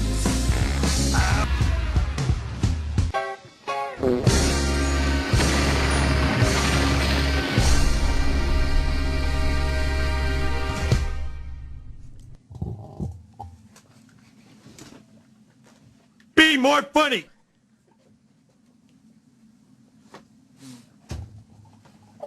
Well, no shit.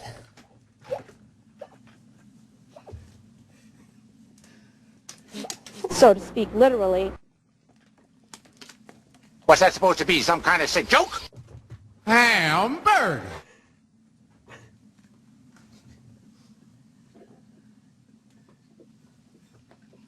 Keep fucking that chicken.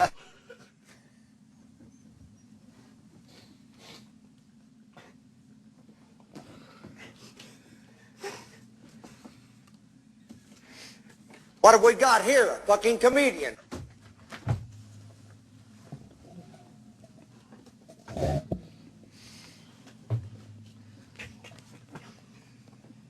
It's a person. There's a person stranded. There's a person stranded. I see the awful, terrible things in my life and turn it into something funny. Cloud, become a square-shaped cloud. Yeah.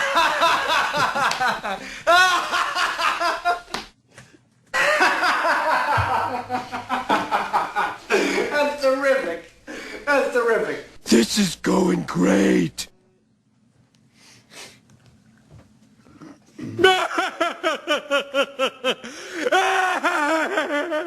Did you see that jerk?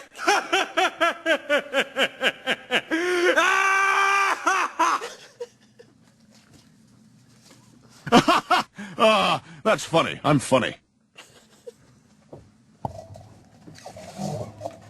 I was only joking.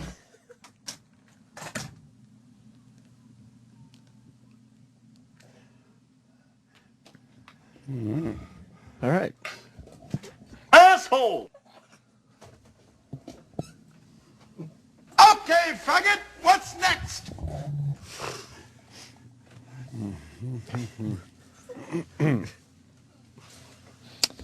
Pardon my French, but you're an asshole.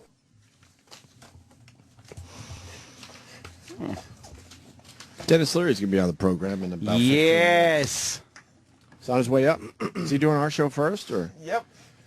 Why you got tears in your eyes? You all right, Sam? He's on his way up already? Yeah, my hamster died, so. Aw. Yeah, I'm sorry to hear that. No, it's cool. I'm just emotional. Kiss my ass. Kiss my ass. It's very catchy. It's the attitude we all should have. Yeah. It's fun, too. Yeah, exactly. It's like it's fun and it's catchy. Yep. It's just like, oh, he's right there. Oh, Hopefully, yeah, you there don't, he is. hopefully, How long's the delay? Should we go to a break?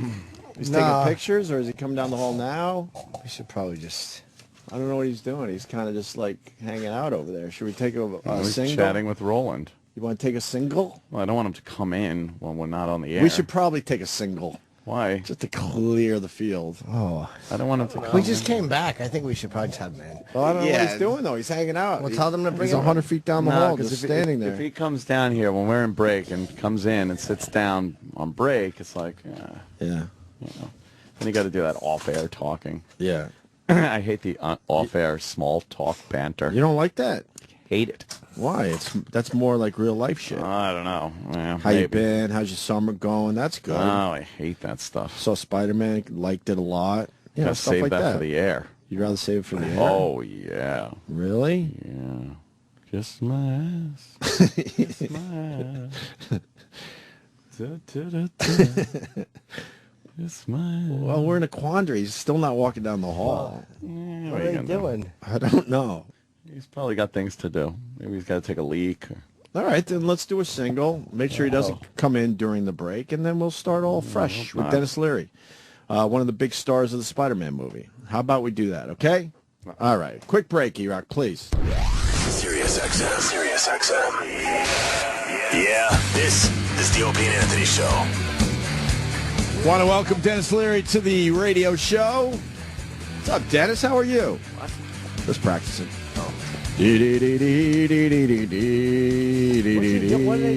I don't know. I asked for Dennis Leary, but he's still kind of just hanging out down the hall. It looks like Roland always holds people down back there. I know he doesn't, but it looks that way when you look down the hallway. What is it? It's like, There's no one really bringing a running- prize fighter to the ring? There's no one really running the show today. Just, It's like Axel. No one's running the show today? Not really, no. Here comes Roland. Here comes Dennis Leary. Here comes some woman, another woman, and another guy. Is that the guy? Oh, might be one of his. Yeah, that might be one of the guys from his band. Yeah, that's one of his guys from his band. What? Yeah, I recognize it. That's it. That's the guy from his band. Oh, is that who that is? I know that guy from your band. Oh, yeah. That's There the he guy is. from your band. Hey. Sorry about the Celtics. It was a good run, though. How mad are you that... Good run. We're going to be fine. Next year we're going to be even better. No, you're not. You got an old team. What are you talking Down about? here with Chris from the holding pen. Yeah. Hello. There's a guy who works for you who's on a computer. He's on Amazon buying stuff as we're walking in here. Oh, really? Yeah. So paying attention to the show. Who was it? I mean, I guess Five it's monitors in better their than room. looking He's at buying. Yeah, He's just download buying stuff. What's he buying? He was looking. It looked like he was looking at Under Armour T-shirts. I should be a cop. You really should. What did he look like? I didn't really look at him. I got a glance at him. Okay. Again, I'm not Columbo. I could be. Your Celtics aren't going to be good next year. You got a very old team. The Knicks are going to be better than the Celtics next year, so let's start right there. Fab Mello, the other kid. No, we're old. We just drafted two 15-year-olds. Okay. Yeah, we're old. You going to go with the youth movement? Yeah, we're going Finally? with the youth movement, and we got Kevin Garnett coming back. Yeah, well, Hey, now which version of the show is this? Is this the version we can swear on? Oh, yeah. Oh, fuck, great. We only have one version these Fucking days. A. It's easier that way. Oh, I like this the one version. It's easier that way. Okay, cool. Can I Used to get start in by trouble. saying you were amazing in Spider-Man, sir? Big star. I can't believe you guys saw it already. I saw it last week. Jim, I didn't see it. I haven't seen it. I'm No, not I going mean- to fucking see it either. I I was away. They have screenings, but I wasn't here when the screening happened. I went last Wednesday or Thursday. Was it 3D? The 3D is even better when the Avatar 3D came out. I shouldn't even say this shit because I'm in the movie, but I didn't see it until I didn't see the final thing till the L.A. premiere last week. Right.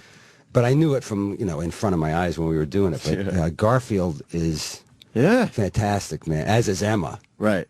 He's just a great Spider-Man. Emma is dark. I like that dark, moody Spider-Man. Yeah. I thought the first one with what's his name there? Toby? Fucking Toby Maguire. Yes. That was like pretty good. Yep. For the time, especially. For the times, yeah. Yeah. But now I didn't see it yet. Oh my God, it's great. But because I didn't go to the screening. Why didn't you go to the screening? I fucking go to the screening. Why? When was the screening? It was last week. All right, let me tell you why. It was probably a really nice day, and I went out to Long Island to go in my pool. He's telling you the truth. He'd rather hang out at his pool than see your movie. At your pool, firing guns into the water to see how deep bullets go. Yeah. Even though you're almost 50. They don't go very deep. Almost. You've tried that? You've tried the bullets in the pool I yet? saw it on MythBusters. Apparently, it doesn't go very deep. Dennis, but what? I just want to get back to the 3D thing because on this show we bitch about 3D because they have to shove it in your face. I know. But they don't do that with Spider-Man. Well, you know what I don't like is when they do the 3D, and they're still doing it, because in the Avengers they did something where they throw shit at the screen. Yeah. Like, you know what? And it has nothing to do with the movie, really. It's just like, oh, look wow. here, 3D You don't shit. really need that. I like it better when it's just, it's 3D. It's just part of the movie. But we're not going to throw tables and hammers. And Is the Avengers 3D too? I haven't been to a movie in a while. In the Avengers, like, every person has a thing that they can throw at the camera in 3D. Like, Thor throws his hammer. Wow. Jeremy Renner is some guy that shoots arrows, and he shoots arrows into the, it's like, all right, guys, come on. Yeah. What the hell is it? Do you have, are they showing this on the IMAX? Is Spider-Man on the IMAX? I'd like to see that. The 3D feels like the screen is like 10 feet in front of you. I would like to see that. 3D. What kind of cameras do they use? How was that setup like? 3D cameras. Oh, that's a wonderful question. I don't want to get technical, but it's 3D cameras. They're polarized. They have a guy snapping 30. I'm not talking brand name. You know what's How weird? many lenses? The cameras are small. The cameras are really small. They're like two of these water bottles. But there's a camera here, and then there's a camera pointing down at that camera, and I don't know the technical wherewithal, but the rig is huge. So if I'm talking to Jim and we're doing a close-up on me, the rig behind Jim's head is literally really giant. and it's got a mirror on it. So when you're looking at Jim, you're seeing a reflection of yourself upside down. It's really bizarre. Shit. Yeah, That's fucked up. It's really bizarre. That's how they film it? Yeah. Oh. They'll So get you that have shit. to They'll get get that used shit to it. smaller eventually. Eventually, sure. Oh yeah. Oh yeah. That's got to be distracting. What's going on, guys? How you doing? They haven't mastered the 3D TV yet. That's next. They got to get the 3D TV. You know what I heard from a guy recently is that the newest 3D TVs are great, but of course there's nothing to watch except if you get 3D movies. Right. Yeah. So I'd love to watch like boxing, hockey, That'd be UFC, great. all that Amazing. stuff in 3D. It'd be great. We got a great UFC match this weekend. Who is it? Lenny Clark versus everybody. Got Anderson Silva. Yes. Oh so yeah, the right, Chelsea. right. It's gonna be an amazing one. But anyway, Yeah, all those sports got to be in 3D at some point. Yeah, at some point, Sure sports. will. Let's Yeah. go. Let's go. Yeah. Come on. start there, right? Yep. Let's go. How does Let's it go. feel to be in the big blockbuster movie, Dennis Leary? I'm tired. You're tired? A I've lot been of press, flying right? all over the place. I got 4 days off now. Then I got to go back and do a second round because I also have Ice Age coming I out know, next week. a week from Show up. Friday, this I Friday. Yeah, I right. know. Yeah. So Ice Age Those 4. movies tend to do which is why, by the way, they break even. yeah, exactly. That's why Chris and I decided to release the song now. Not only because it's a 4th of July feel, because it's about kind of being an American, but To cash just in on the figured it all. publicity Yeah, vote. all this publicity, just throw it out there now. You know? Yeah, The Kiss My Ass song. Kiss Yeah. my ass. It's on It's on Funny or everyone's Die lips today. now. Yeah, Yes, sure it is. You guys played it yet? We did. Oh yeah. It's it seems a little unpatriotic there, Dennis. And the language is a bit salty. I think it's very I patriotic. think it's making sport of Americans. Really? Yeah, we don't go for the salty talk. No need for that kind of language. Oh my We are goodness. celebrating everything American in that song. Yeah. Everything. Yeah. You know, I can't. It's very patriotic. It really is. Yeah. It really is. It's all the stuff we got. Yeah. Was it fun Giant making that SUVs. video? Actually, it was. was, Those guys huh? are great, man. The Funny Funny Guy? guys. I mean, Yeah. they're unbelievable. There's no one day it was like that. Yeah, because you know they don't use big budgets. So a guy comes in, this kid Brian Reisberg, he was great, and I'm always concerned about time. Like let's do as much as we can in as little amount of time as we have. The guy came in. We shot the band performance in about 6 hours. Drove uptown to a hotel, and he put up green screens and shot the green screen thing, and we were done in like 12 hours. Yeah. It's crazy. That's great. You know? Man. Oh, you actually made it specifically for them. Yeah. No, we made it for them. So you're not in that wacky little room? You're green screened? We were green screened in, the last time I did something for them was out in L.A. at their little crazy Funny or Die comedy shed, which is like a green screened like tool shed, basically. But this time we shot it in New York because most of the band lives here, and timing-wise it worked out. But they're fast, man. So you weren't with the band at that in that video? Yeah. Oh, then what's the green screen for? For the part where I'm sitting watching the 3D TV. Oh, I got you. Okay, yeah. Are you all right today? I am so good. I mean, you seem fucked up. Dennis, is fucking Monday. I know it's Monday. And the closer we get to 4th of July, the more... I mean, he's looking at me and he's like, so you weren't in the room with the band. All right, look. You weren't. Now, wait a minute. You green screened all of Spider-Man. Have you met Emma Stone? Where are you now? You said green screen. Do you have a gun? You want to shoot it into some water? What the fuck is going on with you? You said green screen. I wanted to know if you were in there with the band, because you said like the band did their part in 6 hours. So I was when I say the band, did I mean me too. I'm in the band. I assumed the band did it. Singer of the band. And then they green screened Mr. Important. By the way, because he couldn't be with the fucking band. Can we he's talk always about? thinking time. Can we talk about the horn section in my band? Sure can. Is that not the girls? The hottest. The girls. The horns were amazing. It's the only all-chick horn section. The horny horns. Really? The horny horns. The horny horns. The horny horns. Well, we could have called them that. We could have. No, well, no. Pretty good. Actually, I think there is a horny horn. Anyways, they are. They're damn it. fucking great. Those girls, man. Yeah. And they can their really part play perfectly. Are can they really- real? Yeah, Or are they're they real. CGI? They're real musicians. I thought you were green screened and they were CGI. Would it matter to you? No, not at all. If the The legs attractive were all horn players- CGI'd later. Yeah. They're playing though. That's great. Yeah, they're really fantastic, good. Yeah. man. If you ever see us live, those girls are unbelievable. So It's hard to basically- get. They're always on the road. I know, they're always very working. professional. Oh, yeah? Yeah. So basically, let me just get this straight. Fascinating. Yeah. Basically, your life is like in here. Yeah. Jim's funny. Okay, he's basically running the show. Every once in a while, you get involved. But I really, chime in. all the fucking time, you're thinking about pool, bullets, guns, Yeah. booze, Girls. tits, Pussy. Girls. ass, Tits and ass. That's Great that's- guns. That's why you have Beers. this distant look in your eye. Occasionally, I do just kind of, I'll drift off. Occasionally. Well, as the week progresses, I get a little more, into what I'm doing here. But Monday's a throwaway day. Oh, please. What am I doing? I saw your movie. See, I did my homework. I know. I did my homework. I know. Emma Stone is fucking good to look at. Yeah, Dennis she's Leary. great. lovely. Yeah, she's Holy good. shit. Hope you made a great observation about Emma Stone. She's a great actress too, man. Yes. So Yes, is, and he's a great actor. They're going to be She's around dating for a long Spider-Man. time. She's dating Spider-Man. Oh, really? The Yeah. observation is simple, that Emma Stone's getting all of Lindsay Lohan's roles. Should have It's the been same her. broad. Wow. I But guess Lindsay so. Lohan is all banged up. They're the same age, though. I know it's How's hard. that It's hard to possible? believe, right? Man. She fucked up her career, that Lindsay Lohan. Yeah. Not her. Blame the parents. Yeah. Parent thing? Come on, man. That's so easy to blame. You know. Yeah, it's not like they're hidden secret parents. Yeah, we know I what know, pieces right? of shit they are. Right. It's not like I wonder what her dad's like. Let's check the prison records. Yeah, he's out right now. Sally Yeah, Field was good. Yeah, she's And it great. looks like she didn't get- Can I tell you something? Yeah, Sally Field, once we started doing the press for this thing, like the other night in L.A., she was there. And I don't even know how old she is, but I said to somebody, Reese, the bad guy, she was introduced and brought out on the stage, and we were standing backstage, and as she's walking on stage, I went, you know what? I'd date her right now. Oh, She yeah? looks unbelievable. Really? Funny, smart. Sally Field. Is she nice?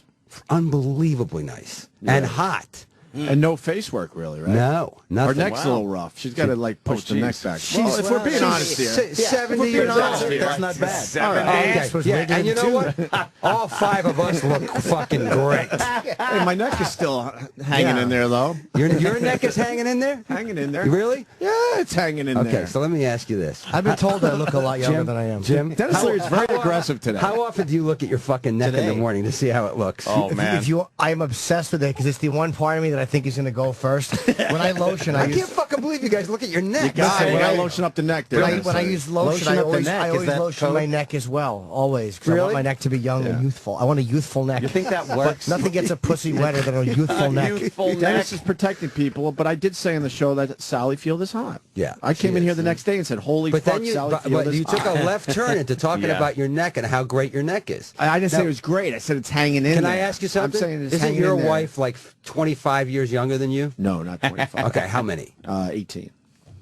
All right, so what's wrong with that? 20 years younger than you. Does she ever say, "Oh, honey, your neck looks so great"? When's the last time your 18-year younger wife mentioned your fucking neck?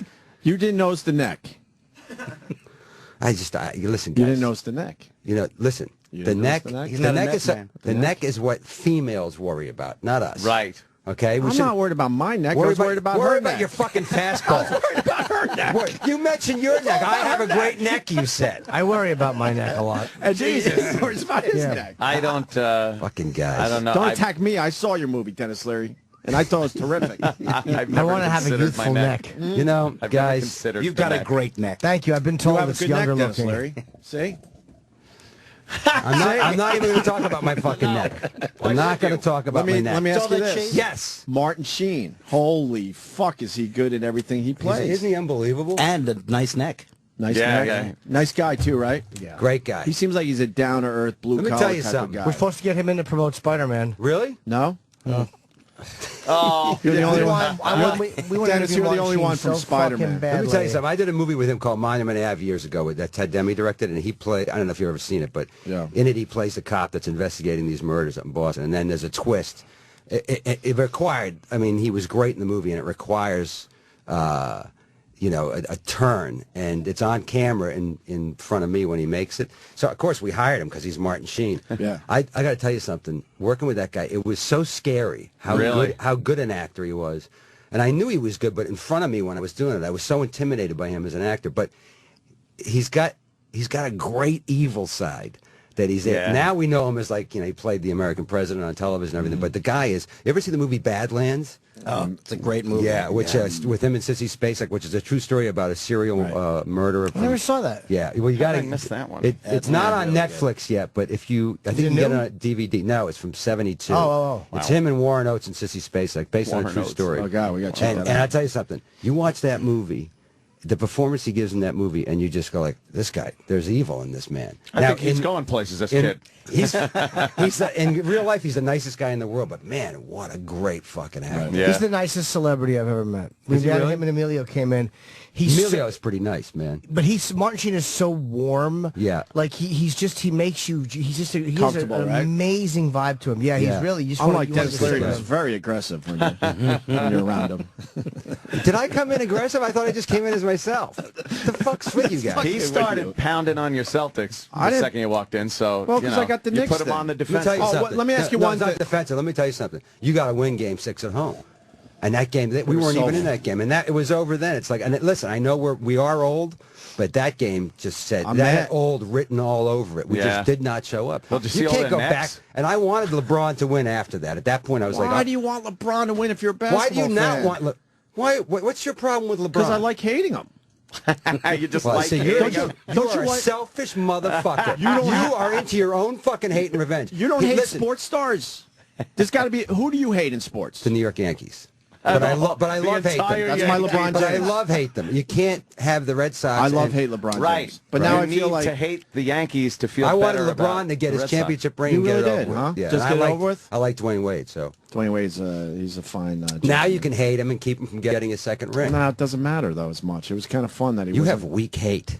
but he, You have weak It was hate. fun that he was having a tough time getting that ring. Strong neck, weak hate. Yeah, well after Not a strong neck. I said it's just hanging. after in the there. Sox won the series, that was pretty much it for the whole, curse Yeah, of the see, that Bambino, sucked, too, when the 1918 Sox shit. finally won it. It kind of ruined it Same for shit. Yankees fans. Yeah, you I can't know. really keep hating as I much. know. It doesn't matter You don't as have that much. big good I know. comeback anymore. You know? I know. I know the feeling. 1918, yeah, it was fun. I know. It's over. Hey, It is over. Were you in that helicopter in Spider-Man? Or Yes, that I scene- was. that- Here was my deal with that. And actually, There's you some know- good helicopter scenes with Dennis Leary for the people that haven't seen Yeah, it. for the people who haven't seen it. Spoiler. My kids obviously, like anybody's kids, don't think I'm cool. That stopped. As soon as they hit the teenage years, the whole cool thing went out the window. That's they crazy. Don't make jokes in front of my friends. Don't, drop me off 2 blocks from school, pick me up 2 blocks from school. So the first time I got to be cool again was when they found out I was doing the movie, and they love Emma Stone, they love Andrew Garfield. They came to the set, they got to meet them, and it was also the day I was doing some of my helicopter stunts. On the way home that night, my daughter goes, Dad, that was so cool. You were so cool jumping in that helicopter. And I'm like, wow.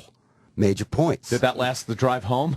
Or yeah, by the time we got home, I was like, let me out of the car first. Yeah, you're terrible. But you know what? They thought the other night, I flew them out to L.A. with me, and they brought their friends. And, wow, that's pretty good. And they thought I was really cool on the red carpet because, that's awesome. Yeah. You should, when they don't think you're cool, you should be like, yeah, what do you think the guy who's the plumber, his daughter thinks of him? Same thing. It's a different Same bring thing. your It kids doesn't to matter. work It's all day. the same shit, Do you right? remember that age?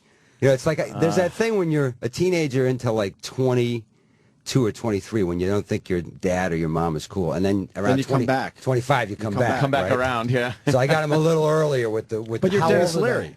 It doesn't matter. to them. Doesn't It's matter. more embarrassing. Oh, you know? God. Because everybody knows. I know. Like, oh, everybody knows him. Ew. It makes me wonder, like, did Stella McCartney think her dad was uncool?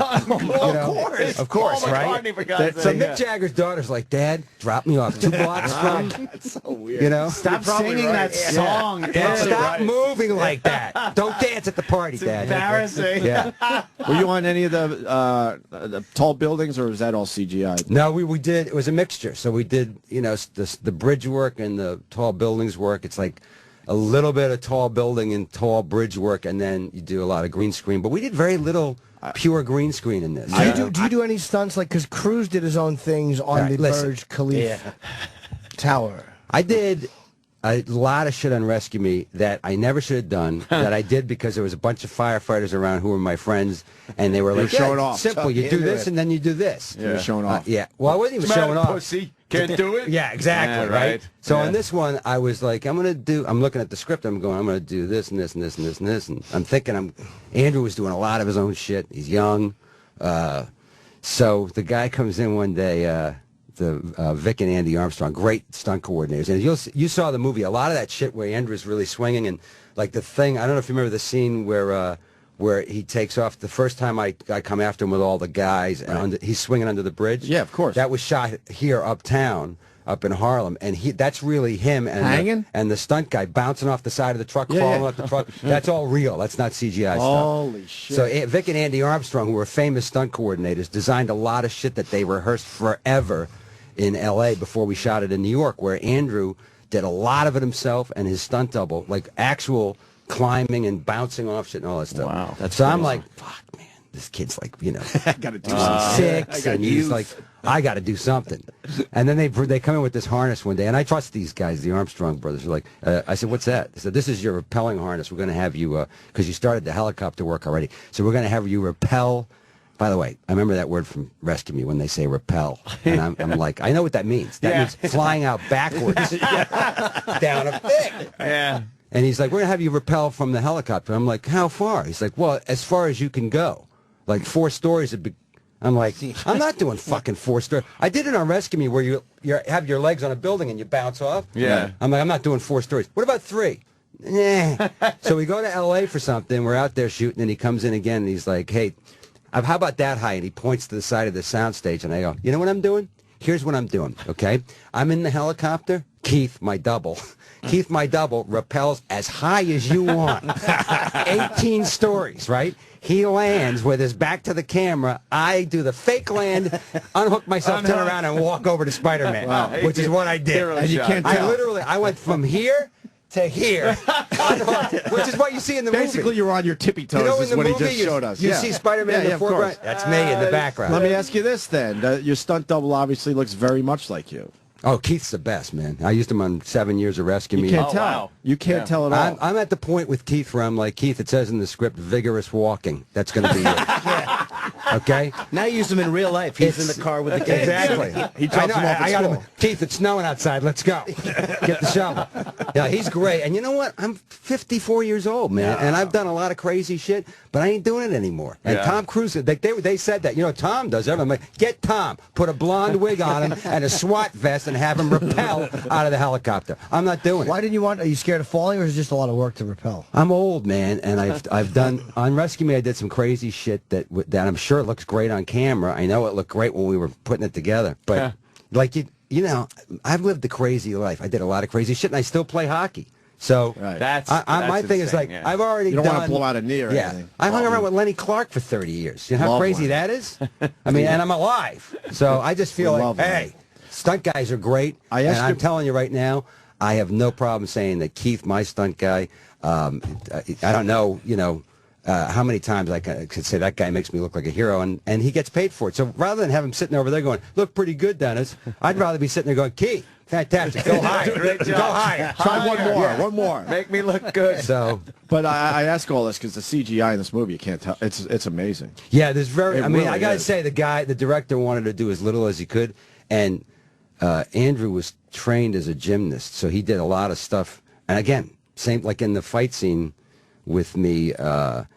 You know, I won't give anything away, but you know, there's one scene where when I rappel out of when Keith rappels out of the helicopter, and then I unhook myself. Yes. Like he did a lot of that stuff himself, but you know, he's 26. I'm old enough to be his old man, and I'm not doing it anymore. And I want to talk about the fight scenes for a second now, too. Yes. Because for a while in movies, they went with that extreme close-up fight shit. Where, you know, which it's a lot I like it in was the Bourne okay, but movies, it's that stuff can be great. It's overplayed now, and they don't have that in this movie. Yeah, that's true. I It's like a lot of overplayed. You can really see the fights in this movie. It's Yeah. cool. I like when the fights are pretty realistic, because, you know, real fights are messy. Right. You know? Yeah. You know what I mean? I'm sick of movie fights. It's not, and it usually isn't like knockdown, drag out. No, it isn't. It's biting, falling, kicking, grabbing, you know, hitting each other with crap that you find. That's why there's I think it's the middle or the third Bourne movie with Matt Damon where they did a lot of close fight work, and they kept the camera and didn't cut a lot. Right. Also, that movie Haywire, did you see that? With that girl who's she was in here too, Gina. And there's a lot of fights in that movie where it's really her, and they don't cut. Is that a good movie? You know what? It's a pretty good movie, man. He shot it in like 30 days in Dublin. I gotta watch and she was good. Do you see everything, or do you try to see everything? Seems like you see a lot of movies. I see a lot of movies. I rarely see ones that I'm in unless I produce them or something. So, but this one I had to go because the kids were. Why don't you want to see yourself after you Because film if this thing? I know it's hard to explain, but like on Rescue Me or on a movie that I produce or that I'm involved with, I can have a different head. So when I look at it, I'm not thinking about me and my performance and what I could have done better. I have a responsibility as a producer and or a writer to go, the whole project, the scene's working. But vanity and ego take over for me. Even when I watched Spiderman the other night, I'm going, I could have done that better. Oh, shit. Really? Yeah, and also 3D, I'm going like, oh my God, look at my nose! Oh my God, look at my phone! You know, so that's just human nature. I think there's something wrong when you have an actor friend and he's like, hey, I'm having a screening at my house of my new TV show, and you go, and the guy's like, pretty good, huh? Check me out. I'm like, dude, what the fuck? You know, that's like, you should be the other direction. Like, I think I could do it better. How many times, that's happened to me a lot, where I don't go anymore. Guys go like, hey, I'm having a screening of my new TV pilot. And you're like, I'm not going. No. With all your friends and your relatives. Yeah, Aren't I great? It's embarrassing. Look how good I am. Wait, you talk through that. Let me rewind. Yeah, let me rewind. Watch what I do here. Watch this. It's hilarious. Fuck you, man. I hate watching myself. Right. That's the way to feel. So does the audience. Hey. Jimmy. That wasn't nice. That's not nice. Wow. Right in front of Dennis Leary. we're having Cheap fun. shot, man. Cheap shot. He's right. He's completely right. Back to Spider-Man. One-armed guy in real life has two arms. Yes. How the fuck do they do that? You know what they do? They erase it. It's in this every simple. I gotta scene? tell you, because I was wondering how good it was going to look. Yeah. He walks around with different levels of a green screen glove on his hand and his arm, and every scene. that he's acting in. And so, you're walking around all day, and he's smoking on the set with the green arm and everything, going like, I wonder how good this is going to look. And I spent a lot of time staring at it at the premiere the other night. I couldn't find any flaws. No, it's unbelievable. Because I've seen him in other movies. Yeah. He has 2 arms. Now, they have to pop the background in behind him after that. It's unbelievable, right? I don't know. Yeah. I don't get it. I don't even know how they do it. That'd be rough, because That's why it's almost like he would be green screened into every shot because they need the background. Yeah. But I guess they have to go in and paint each frame or something. Wow. It's crazy. Brutal. And it looked terrific. They must have a computer that does that. Motion capture, all that shit. Somebody still has to do it, though, right? Right. Somebody's got to do it. But when you have each individual frame, though. Yeah, when they have those big budgets, I don't think. I got a dumb technical question. Why did they pick green for green screening? It used to be blue, I think. With blue It's not a color found in a lot of natural tones in your body. That's why. This conversation is riveting. Blue. It was 10 seconds, Dennis Leary. I want to learn something. I was curious. Blue. They used to use blue. Yeah. See, your guy said they used to. That's right. It's blue isn't bad if you're doing models and stuff like that, but for people, green is much better. It's a weird green too. It's not an army green. It's a weird. It's like it's almost like a Celtics type of green. Like neon green. Yeah. That would key out quite nicely, that shirt. Stupid. I'm fascinated with green screen. We even use green screen in the video. That would key out quite nicely. All I talked about was green screening and necks. Guy. Green screening and necks. Unbelievable. What kind of fucking bullshit is this? We'll talk about the song. What's your issue with There was Dennis green Leary? screening in the video. I love Dennis. Kiss my ass. That's how he started. Yeah. Kiss my ass. It's pretty much telling everybody in the world, hey, look, we're American. We got our We're foibles, Americans. but kiss my ass. Yeah, That's exactly it in a right. nutshell. Yeah. Right, There you exactly. go. We're Americans. We like to eat. We like to Watch drive TV big and- trucks, Yeah. watch 3D TV, and Suck up gasoline. yeah, Right. do whatever the fuck we want. You know why? Because we're America. What do you know? think of Obamacare, speaking of America? Here's what I think about Obamacare. I think that obviously with, what is it?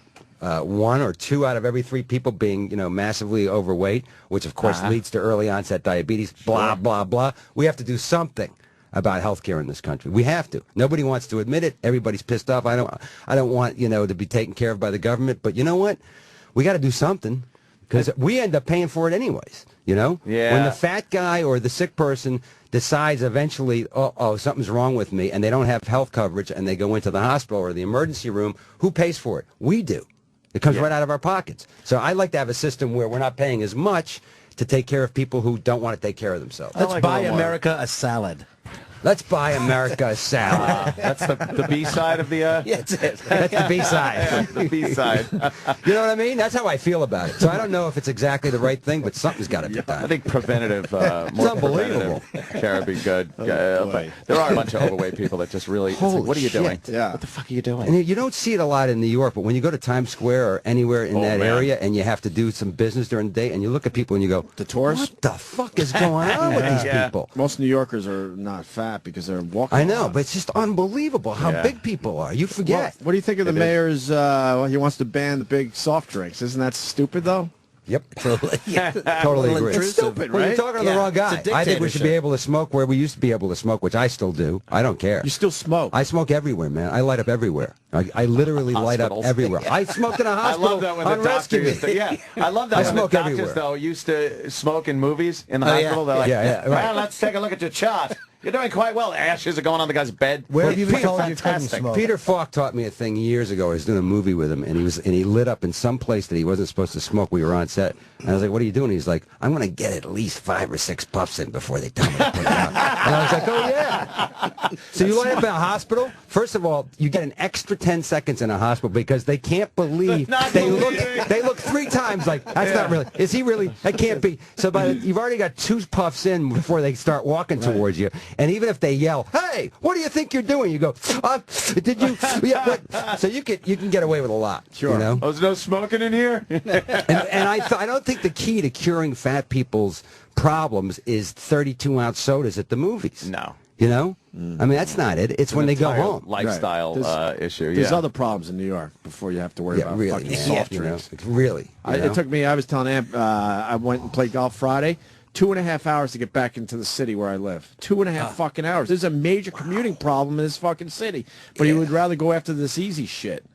Well, 2.5 thinks he's hours? going after I the was comedic out of problem. my mind. What That's time the of the thing. day was this? It was, it was Friday at 5. But I was going the other way, Dennis. There is no other way at Friday at 5. I was going the other way. I was coming back You got in. the traffic from Here's the what people I that turned around and said, fuck this traffic. Here's what I love. Yeah. Here's what I love. I decided not to lie. I was going to lie because I Yeah. knew where you were going. I'm like, fuck, I'm fucked I love here. the fact that he fucks up, and it's the mayor's fault.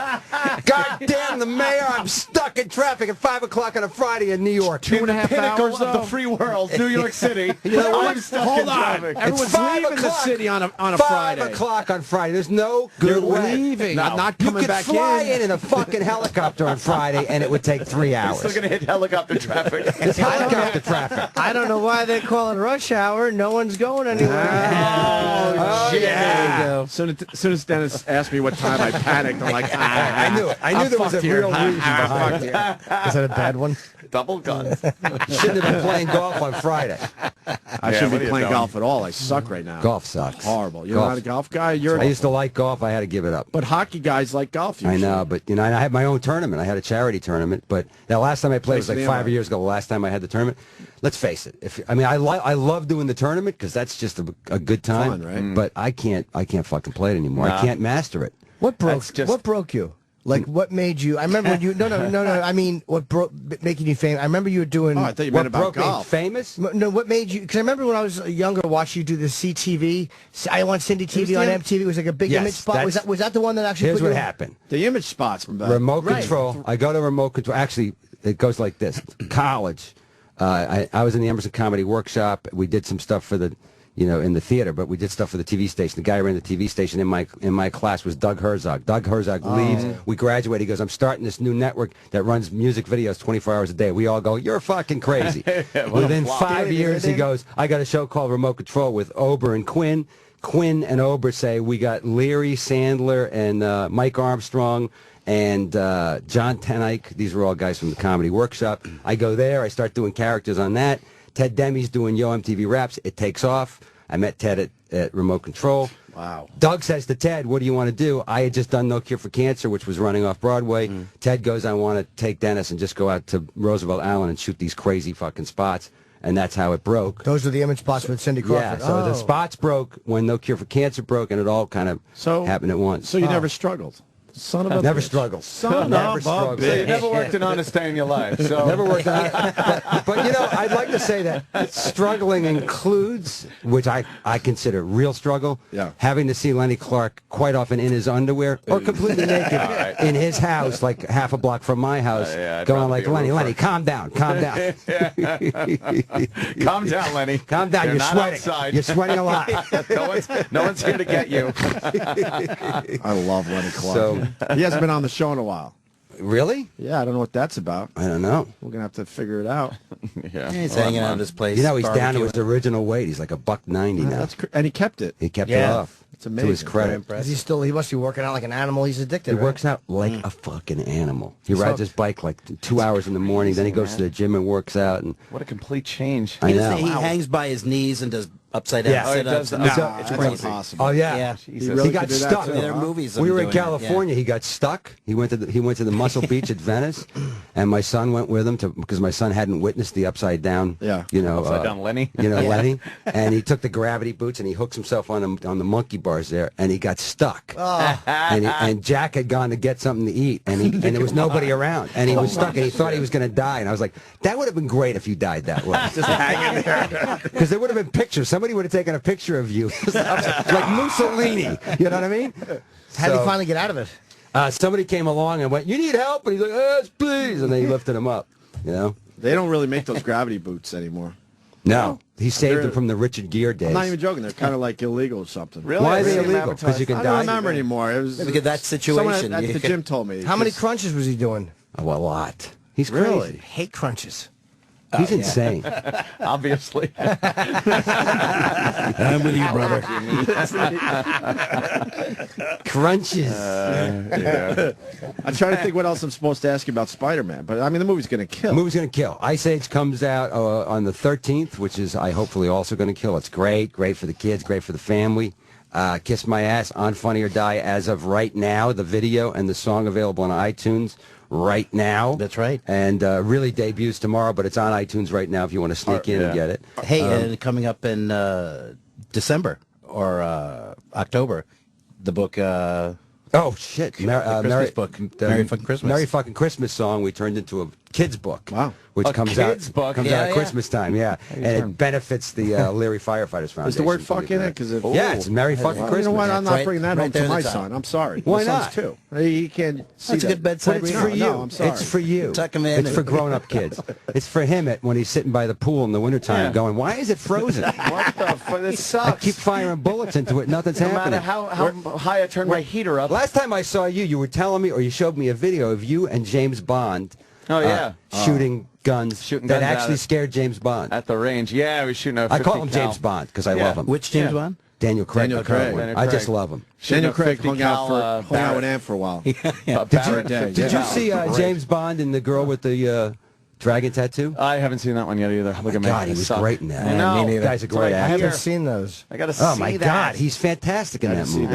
I suck. That's a chick flick. I saw the first Planet of the Apes, and that. Yeah, that was the last. Did you see the new Rise of the Planet of the Apes? I liked it. That was great. I liked it. Yep. Great. You think they're gonna do another one? Yeah, they are. They should. They're doing it right now. I like their angle on that. Thank It's Dennis. kind of a throwaway movie too. Why, is it time for us to go? Wait, no, thank Dennis for the Firefighters Fund. Oh. My dad's a volunteer fireman in That's Monetta, right. Virginia. Very good. Oh, look at that. There, run. Hey, where are you at with stand-up? Do you have time at this point? No, I don't have time right now. So the next gig scheduled for me is Comics Come Home 19. Wow, I can't believe it. Holy shit. In Boston, November, 19 I think. already? Yeah, November 15th or something like that. I want to go this year. I haven't been in a while. Yeah, man, that's I haven't a great done one. gig. It's great. Many Yeah, you years. should. Jim does it. No, I know. I comes used to and go up there all kills. the I've time. done too. Yeah, I love that gig. That is a fun thing. I know, man. Went to the one probably 17 years ago or something. You know, man, I'll tell you, it was sad this year because it was, Patrice was hanging on when we did it, and so we didn't want to bum the audience out, but we also wanted to get people. We knew they knew. We wanted to get people to send out good vibes. So that was weird, because he did that so many times in so many different iterations and of his act, and just crushed in the crowd. Yeah. He took, it's Patrice, and that was a bizarre night because it was all of us were thinking the same thing, and you went through it, so it's just. It was tough, man. It was really tough. No one can replace that guy. No. There are some One of a people, kind. unfortunately, there are some people, you can't replace anybody, but there's some people that are like, he kind of fits into the slot He there. fits the mold, right. Yeah. Not him. No one. No, No not him. one. I mean, we have discussions on this show about certain things that you just know, God, we need Patrice here for that. And I still can't listen to his voice to this day. I still haven't. I haven't listened to any of the bits. I haven't listened to his new album that everyone's saying is great. I haven't either. I can't do Let me tell it. you, man, that guy, he was like, I remember a night, I can't remember which Comics Come Home it was, but it was around 2004. It was I think it was right after the Red Sox won that time, or maybe it was 2007. But it was a big Red Sox time, right? The Red Sox had just won another championship, or the first one. And he comes up. I hadn't seen him yet. I saw him backstage. Hadn't seen him in his stage clothes. He comes walking up, and he's got a Yankee hat on, right, which is like a silver and blue one, and his silver and blue outfit. So the other guy's on, and I go, "What the fuck?" And he goes, "What?" I go, "You know they're going to boo you when he walks out." He goes, "Yeah, I know." So I said, "What are you going to do?" He goes, "I'll deal with it." So of course I go out, they know halfway through his intro who it is. He comes out, they're going nuts, and they see the hat, and they start booing. 8,000 people booing, right? And they boo longer than they normally would, because they probably figure in their heads, like, he's going to make us pay for this. And he does like 5 minutes about, fuck you, I'm wearing a Yankee thing because it matches my socks. And he just goes off the deep end. And the next thing you know, he's got him eaten out of the palm of his hand and fucking gets a standing ovation when he finishes. That's balls. But he did it on purpose. Yeah, I know. That's balls to do it on purpose like that. So, I mean, he's the only one that could get away with wearing a Yankee hat like that and actually having the people turn around. Because he legitimately wasn't afraid of the audience. No. Like, he legitimately didn't give a fuck if they booed him or not. Like, he was, and people can sense when that's real. Yeah. And with him, it was absolutely real.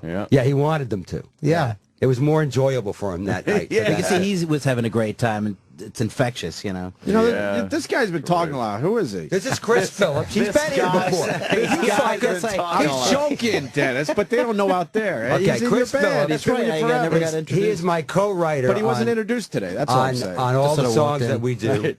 He co-wrote the Asshole song. He co-wrote all our. You guys go way back. We way were back. at Emerson at the Comedy Workshop. That's and all that right. together. You're another Emerson guy? Yeah. Holy shit. The core of my band, Adam and Chris and myself. Adam, and, the other guitarist. Right. Adam's brother, Charlie, to a certain extent, we have been together since the Comedy Workshop at Emerson, which was 1976. So it's. So you guys know each How other many since years you're is that? 18 or whatever? Wow. 36 years. What year did you lot of start years. performing? What year did you start performing? I started in the Extinction Agency at Emerson in 75, but the Comedy Workshop started in 76, which was me, Mario Cantone, Oh, wow. Lauren Dombrowski, Chris, Adam, Eddie Brill, who works at Letterman now. Steve Wright Not did in the a couple of 70s. things. Eddie Stephen Brill Wright. wasn't around in the 70s. Yeah, Stephen Wright. He was in black and white back then. We finally had Stephen Wright come in. We've had him on a couple really? times. He was awesome. Oh, yeah, he was. And I think unbelievable. I think he had a good time. Oh, too. he did. He had a great time. He was a lot of fun, awesome. man. You know, it's unbelievable that he's starting to get a little more outgoing as we get older. Yeah. Because you know he would just perform and disappear. That's what he would do for years. I thought it was kind of part of his act until I met him. Like, okay, No, that's Stephen Wright. Let me tell you something. You know Stephen's famous joke about he decided to listen to a record that teaches you how to speak Chinese, but he fell asleep and the record skipped, so now he can speak. He stutters in Chinese. Yeah. He lived around the corner from me for years with these two guys named the Ball Brothers, who were also involved with the Comedy Workshop. They used to have these big parties. So it's a 3-bedroom apartment, but it was pretty big. I was there one night at a party. Steven's there at the beginning, and there's all these hot chicks, and then Steven disappears, and like 3 hours later, I go, "Where's Steve?" I go, "Let's go find him." We go open the door to his room, and there's like 100 people in his apartment partying. He's in his bed with his headphones on, big old ass 70s headphones, listening to records. And we're like, "What the fuck are you doing?" He's like, "Oh, this is a record that teaches you how to speak French." Come on. 12 o'clock on a Friday night. Come on. What the fuck? That's really what he was like. Yeah. Was he Yeah. finished with the party? Yeah. That's okay. I mean, no more so than anybody else at that time. right, You know, in the late pot 70s. use. Yeah, exactly. He just Your was he average was a very recreational. shy guy, but he was fucking twisted and So funny unique. as shit. You were So performing in unique. the early 80s? For some reason, I thought you started like late 80s. I don't know why. No. I started in after we graduated. We kept the Comedy Workshop as a comedy group for a little bit. Lauren and Mario Cantone immediately went over to start doing Lenny's open mic night at the Ding Ho. I went over and saw Lenny and went, well, fuck, if Lenny can do it, I can do it. So I started going up 1980. And I kept bombing, and Lenny kept going, keep coming. So I kept coming, and eventually Mario and Lauren broke up because they were driving each other fucking crazy. And Lauren became a solo stand-up as well. I was dating Lauren at the time. And then we had a horrible, nasty breakup. But I stuck with it because I fucking was doing Lenny's show. Lenny Clark actually was the biggest influence on me besides Pryor and Carlin stand-up-wise. Wow. Really? Why? Because of I loved Pryor and Carlin when I realized I had this angry smoking guy from this character in the Bill and Bob sketches in the Emerson Comedy Workshop, which always went over big. It was like one of the many characters we would all play. And the Bill and Bob angry smoking guys always was big. So when I started to do stand-up, Lenny kept making me come back, and I'd come back, and eventually I found that voice again. And also, Lenny was like a street guy, a working class guy. So when I watched him just go up and like start talking about anything that was in the news, I was like, fuck, I can do it. And he kept telling me to come back. He would just put me on. So eventually, I mean, I really owe him for that, but he was a big influence on me because he was like, you can talk about anything, kid, just get the fuck up there and do it. And he's like, smoke on stage, go ahead. I'm like, fuck. I mean, when you're starting stand up, it's so intimidating that it's hard to see, you know, the windows and the doors. But because of him, I kept getting up on stage, and eventually, he I did. can only imagine you're also trying to do something you've seen. Like, it's probably very hard to be yourself when you first start. But he was truly himself. Yeah. So when I realized, like, Lenny off stage and Lenny on stage, it was the same guy, just exaggerated. I was like, oh, okay, got it. You know, like that meant a lot to me. You know? Yeah. Every comic says either Pryor or Carlin. You wish you had a better. For me, it's those guys and Woody in the '60s. Yeah. I wish I had a better answer. I wish I could say Jake Johansson or something so original. I don't even know who the third guy would be that I hear a lot. I always hear Carlin, Cosby. Pryor. Lenny Bruce, Cosby probably makes it. Yeah. Or listen, man, I don't know how many times people have said it. I know Louis C.K. said it recently, but if you haven't seen Cosby in a long time, do yourself a favor. If you go see him live, fucking guy is he was always great. He's still fucking great. Really? Now I like Pryor better because I like that edgier, like, You know, that was my thing. But Bill Cosby is just a master. A fucking master. Pryor said all the stuff that Cosby probably wishes he could have said on stage. But I saw Cosby recently at the Borgata. I've never seen him live. Yeah. And I met him here once briefly, and I was like, I got to see this guy live. And he was awesome. I mean, he probably did an hour and a half, and the first 15, 20 minutes was slow, because you could see he was working on something, but he didn't give a fuck. Like, I've never seen anybody own the space like that. Yeah.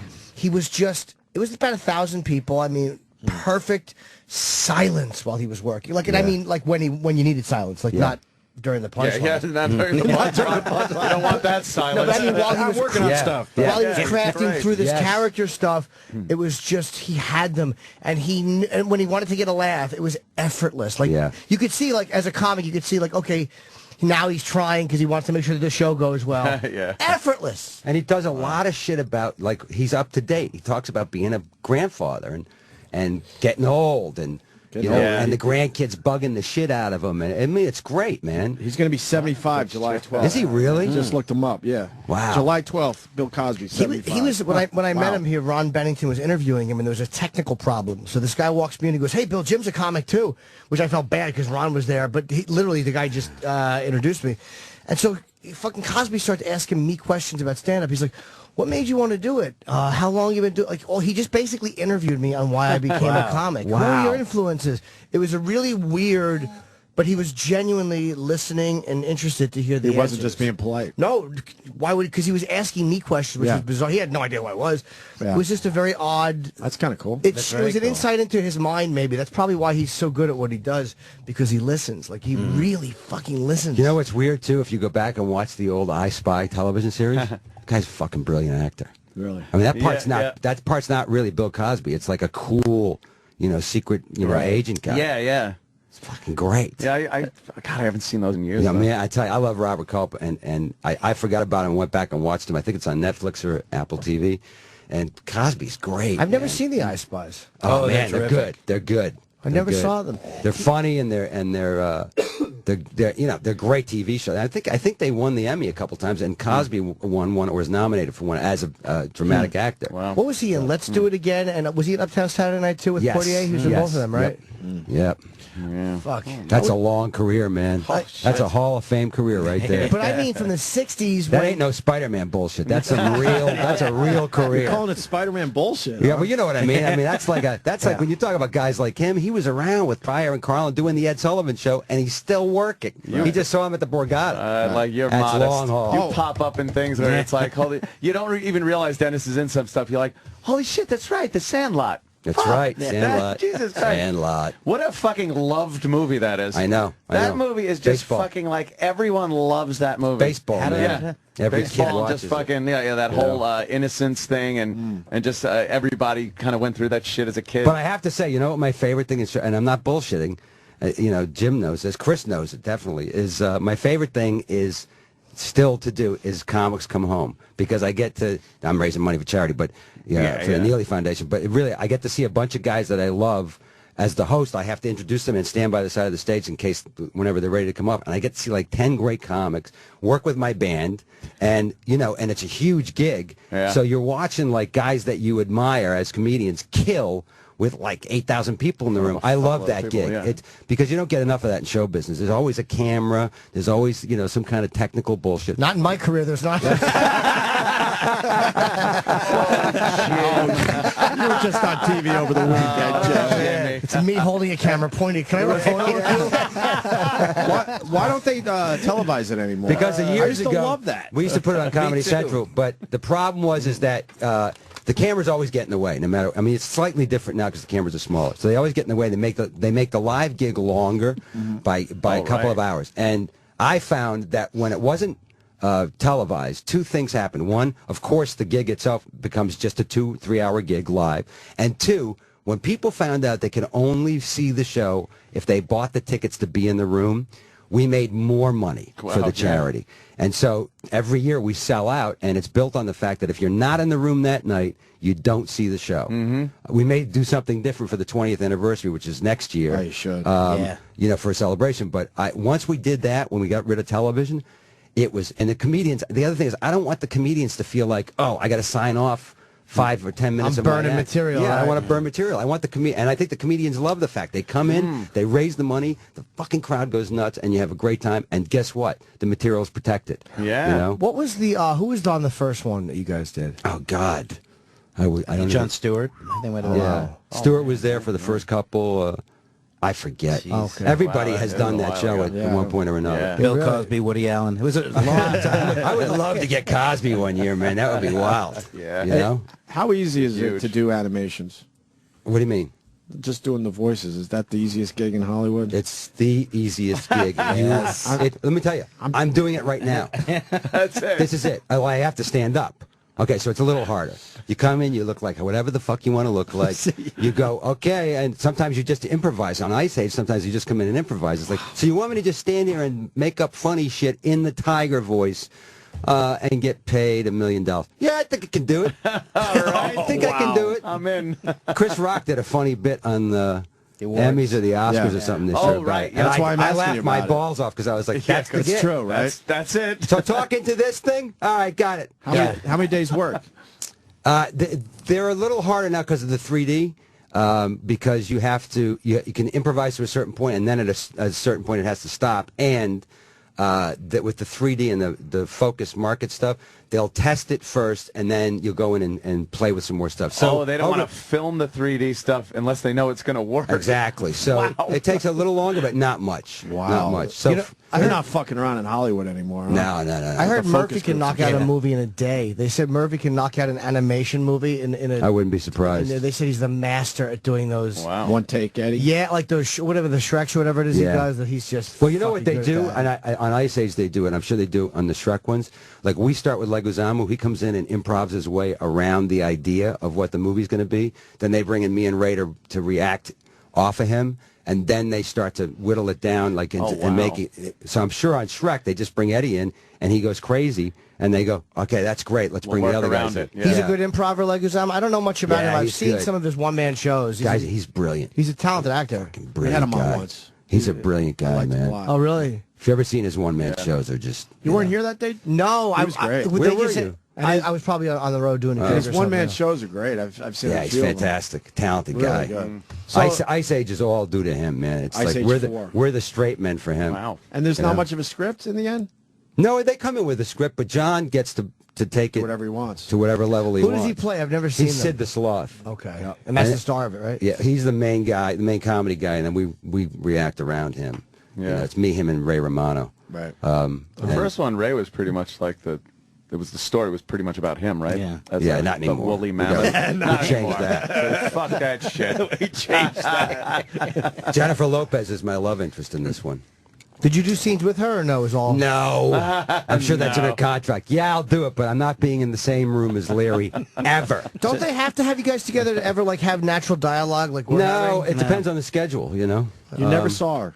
I didn't see her during Wow. this. My schedule was insane. Hers was insane. I'm sure even if hers wasn't insane, Yeah. she would not be in the same room with Yeah, I me. actually do voiceovers for a living. He and does. With cartoons, it's always individual. Rarely do you get the whole cast Same together. room, yeah. It's Yeah, what's I heard they did you get that a better performance if with you- that fantastic Mr. Fox movie, which was great. They had everybody in somebody's backyard with microphones and recorded the whole cast all at the same time doing the basic that's great. read-through. Yeah, they did We that can do with Rango, I guess, with Johnny Oh, Depp. I didn't see Rango. Yeah, they Is did it that good? with him. I didn't see it either, but I saw a little short documentary I on can't it. believe sitting around the backyard. that us sitting around like this is actually a radio show. I know, right? What the It's fuck not, is it? yeah. It's been this way for 17, 18 years. Hard to believe. Just sitting Way too around long. Since bullshitting. 94. Wow. Is it really? Yeah, it's crazy. In Spiderman. Oh. I was No, surprised. I knew about it. But Well, that- of course you knew. But I got to say, it doesn't mean anything. Why? I don't know. They told me that. I'm like, guys, what do you mean? They're like, listen, anything can happen. Oh, you know? right, true. So I had to sign up for everything. And I was like, listen, I'm totally open. Whatever you guys want to do. Yeah, you yeah. know, it's up to you. I mean, I Thanks- liked thanks, it. Soap. Yeah. Yeah. Yeah, I haven't seen the movie yet. And, Hey, you had a chance to go. Fuck you. He's actually blaming me for him giving me a spoiler before the movie even comes out. But you had a chance to see the movie. But I didn't have a chance. I was. Oh, you ruined it. You fucking ruined it. I was doing press. I'm not going now. You ruined it. That's good. Well, if you weren't, Tickets ruined. but if you weren't at the pool with your bullets, Yeah, see? Yeah, I could have gone. We'll could've talk gone. about that fault. shit the next time. My 'cause fault. are you guys on air all this week? No, Just today, tomorrow, and then off. And no Wednesday, one else Thursday, is working Friday. around here this week. Yeah, this is ghost town. over It's a here ghost now. town. We should have. What are you taken a doing for the week off. 4th, Dennis Leary? I'm actually going to be at home with my family, which is great. I have 4 days off, and then I got to go back on the road for press. But yeah, 4 days of nothing.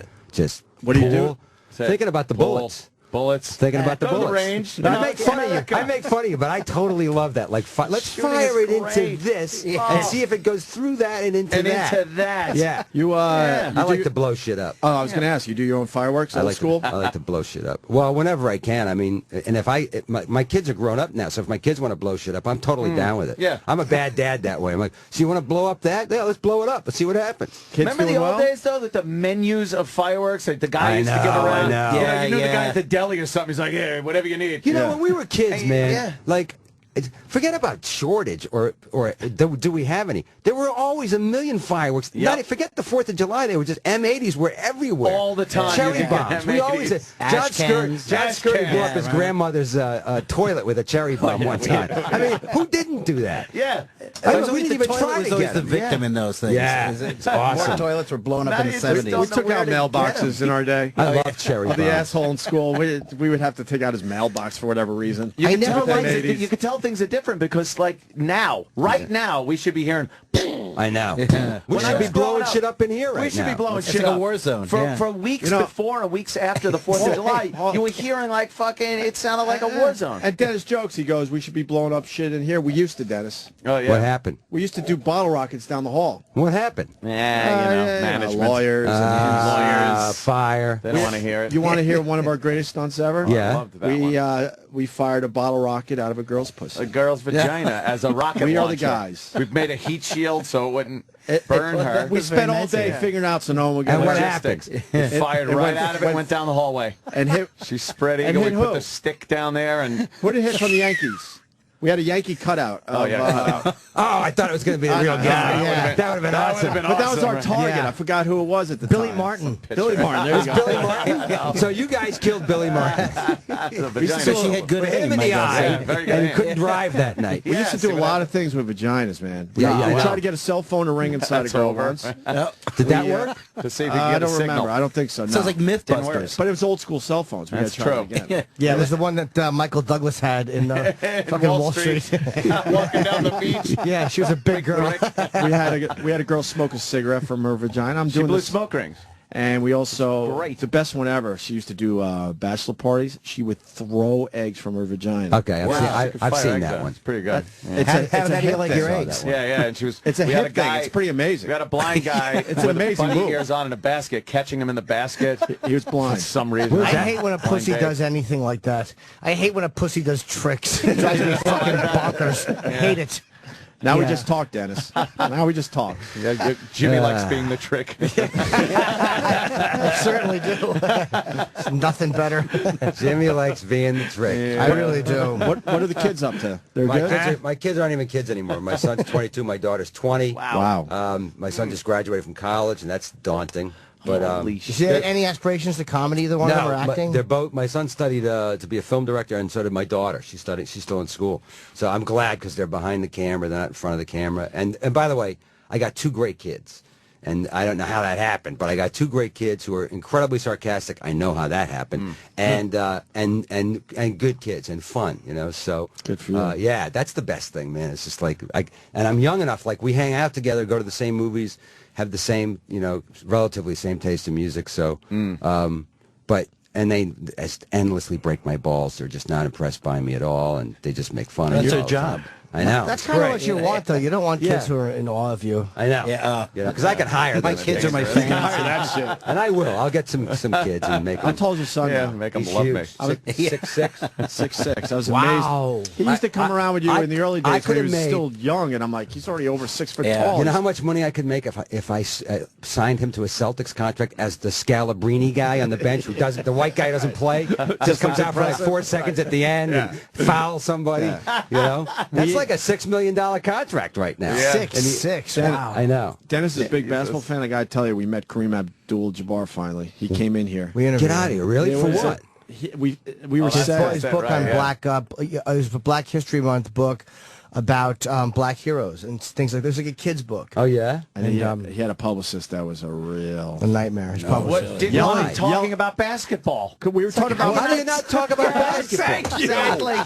She wanted us to focus on the book, which you know how this works. Yeah. If you have a good interview, people are going to see your project, and we're going to get to the book. Yeah. After the interview, because we talked way too much about basketball, we're looking out this window. She's yelling at him. She's like yelling at Kareem Abdul-Jabbar? Yell at Kareem Abdul-Jabbar. Nobody yelled at Kareem Abdul-Jabbar. And he looked at us like, "Help me," and we're like, and we're trying to figure out what that relationship's about. I think he's her only client or something. It was sad, man. But how was he? He was cool. He was very cool. I met him once before when he was here.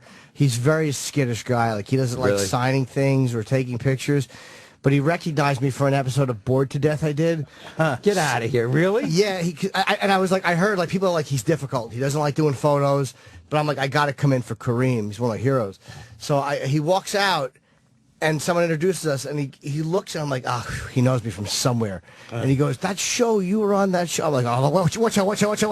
I would have, even if I wasn't on the show, I would have said yes. Mississippi Burning, yes, that was me. So we took the photo, and he didn't want to sign the ball. He's like, well, if you leave it with my assistant, and the booker was so annoyed at the way his people were acting, he's like, no, you got a second, Kareem, you can do it. The booker actually got the ball, so Kareem signed my ball. It was wow. Yeah, we had Shaq in too. He was great. Shaq was all right. Shaq's great. And then we had Kareem's unbelievable. Dr. J. We had Dr. J, who doesn't really acknowledge basketball in his own home. He married a girl, from where was she again? Philippines or something. That doesn't even understand basketball or anything.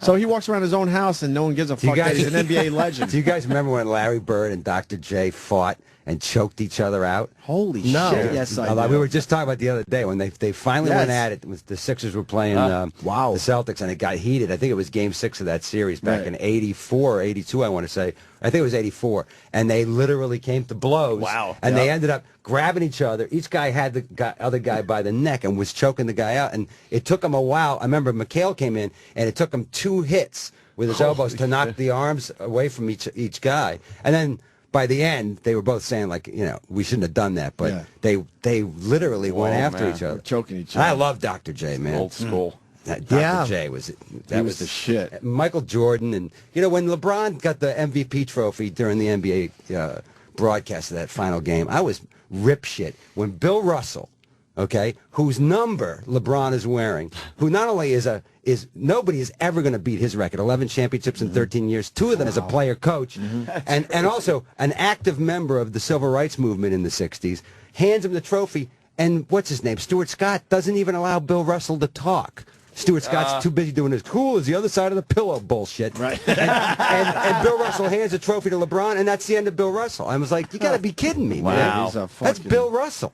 11 championships, 13 years. That's one of the greatest. Nobody will ever break that record. Yeah, it's those 2 years, though. Yeah. They were shitty years. I mean, what the fuck happened, Bill? Those 2 years, yeah. What were you doing? Lots of concentration. How about this? It looks like Dr. J doesn't have a lot of money either, we learned.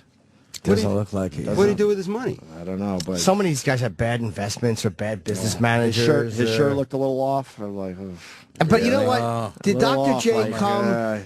Was he a member? Did he have those big contracts? Not really. Or was he kind of last after couple? them? Maybe They were after him, right? His last probably 2 years, right? The Sixers, maybe. When Larry was choking him, he was probably just making his big money because he was the ABA until they merged, and then he was great. But it was really right when he retired is when Magic and Bird and Jordan started to hit those sneakers. The big numbers. Boy, there's some of the old sports stars just got to think, fuck, man. I know. Dude, it's got to drive them crazy. The lifelong payday. I know.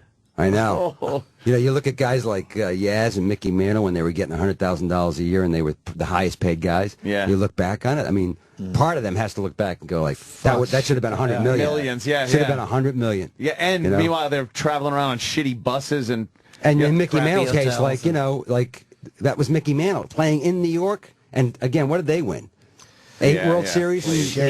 So, Yeah. I mean, he would have been making, like, he would have been through the stratosphere in terms of money. It would have all gone, you know, up in right. booze, but Probably would have been dead a lot earlier. Yeah, Mickey Mantle's place is closing, actually, the restaurant. That's It's shutting down. I never went there. sucks. Well, the worst there sports, once. the Yeah, worst I went sports once. story is Ted Williams, though, where he was signing autographs right to his last breath. Yeah. But Holy at least he's fuck. frozen. Yeah, Or his head is he's anyway. coming back. We got There's the a clip. happy ending there because We we're got going to the clip. unfreeze him, Happy ending. and he's going to come back and hit 400 again, and fly a phantom jet Right. and bomb Iraq. Flying in the war. Ted Williams has flown into Iraq and bombed the country. He's coming back. It's amazing those guys took off their fucking prime years. I think DiMaggio lost years too, right? Yeah, they all did. They lost 3-4 years, these guys, in the That's war. some dedication. Listen, What about Muhammad Ali I know. Yeah, But, three you know, prime years. in his And Elvis. prime? Elvis. What about the Elvis? Elvis lost how many years to those bacon and 20, 25? 25 years in that Easy? house? Maybe 30 years he Yeah. lost? More. Poor Dr. Nicopolis. Yeah. He just wanted to tell people he hung out with Elvis. If you don't get it for me, I'll buy the goddamn drugstore. Right, Elvis. He didn't want to get Elvis all those pills any more than fucking Conrad Murray wanted to drip propofol into his fucking meal ticket. Exactly. Right? What, would you not have given Elvis all the pills? I would have given him the pills in a bacon and peanut butter fried sandwich. Well, that's what Elvis said to him. He said, if you don't give it to me, I'll buy the goddamn That's right. drugstore. That's And right. He would have. Yeah. That's a tough call for a doctor, man. Not really. You know better. Not for me. Dr. Dennis Leary? Okay, Elvis, here we go. Oh, yeah. I'll buy it for you. Hang on. Why should you drive all the way down to the drugstore and buy it? I'll buy it for you. I'll be right back. Dr. Nick was the face of evil after Elvis died. Like, Dr. Nick, man, you couldn't stop. Every time there was a special on Elvis. Yeah, but it's like the Elvis. Whitney Houston thing, man. It's like put your finger pointed at Bobby Brown. Yeah, a junkie's a junkie, man, and that's it. Elvis was a junkie, and by the way, if you want to hang around with him and you're Dr. Nick, go get the drugs.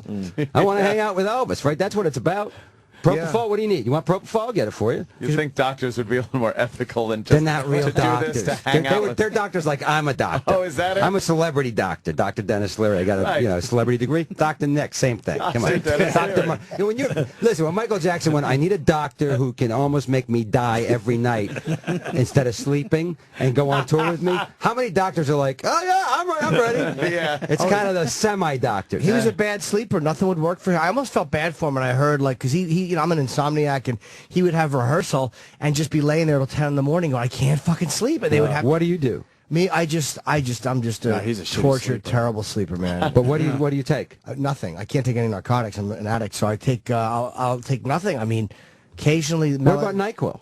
No, it's got alcohol. I'm an alcoholic. I can't do it. Oh. Meditate. Yeah, maybe I time should to find meditate. some peace. When I jerk off, I notice when I have the computer, it makes me more awake. That Really? does something. Yeah, man, that does something to Usually you. you get rid But of the... that's the oldest theory in the book. Yeah, you That's not You true. rub one Knocks out. you out, It's yeah. not true? You knock No, one out. Not for me. I want sleep to good. I want to fucking paint the living room after I blow a load. It's horrendous. Really? Yeah, Even it's though the one best. wall's Hey, already by the way, what color is the living room right now? White peach. So is the peas. Stucco. Tomorrow is puce. That's what women do. Women get the energy out I of know. I know. All right, well. All right. How are we doing on time? Oh, we're doing It's up great. to you. Dennis, Are we going to play the song? we played it. We can play it again, though. Let's at the play end it of your again. appearance. Yeah. What do you know about Larry Bird? What I know about him? Yeah, man. I Is he don't a know heavy nothing. drinker? Retired. I not on the don't know record. anything You don't about know him. anything? I've never met him. I love him. I've heard rumors about him. But I'm just Would curious. you want to 'cause meet him? Oh, yeah. I'd love to meet Larry Bird. He looks miserable. Yeah, well, he's always running the has, Pacers. man. How would you be? Well, during the playoffs, he just sat there. He looked miserable. Yeah. And how is Magic Johnson so much healthier looking than Larry I don't Bird? know. That's fucked up. I don't know. That's fucked up. I don't know. I Right? just It's I don't have an magic. answer for that. Yeah, that's magic. Magic. It's been one of the great mysteries of That's life fucked for the up. past 20 years. Do you think Jesus. younger players are nice to like Magic and Bird when they meet them? They better be. They better be, man.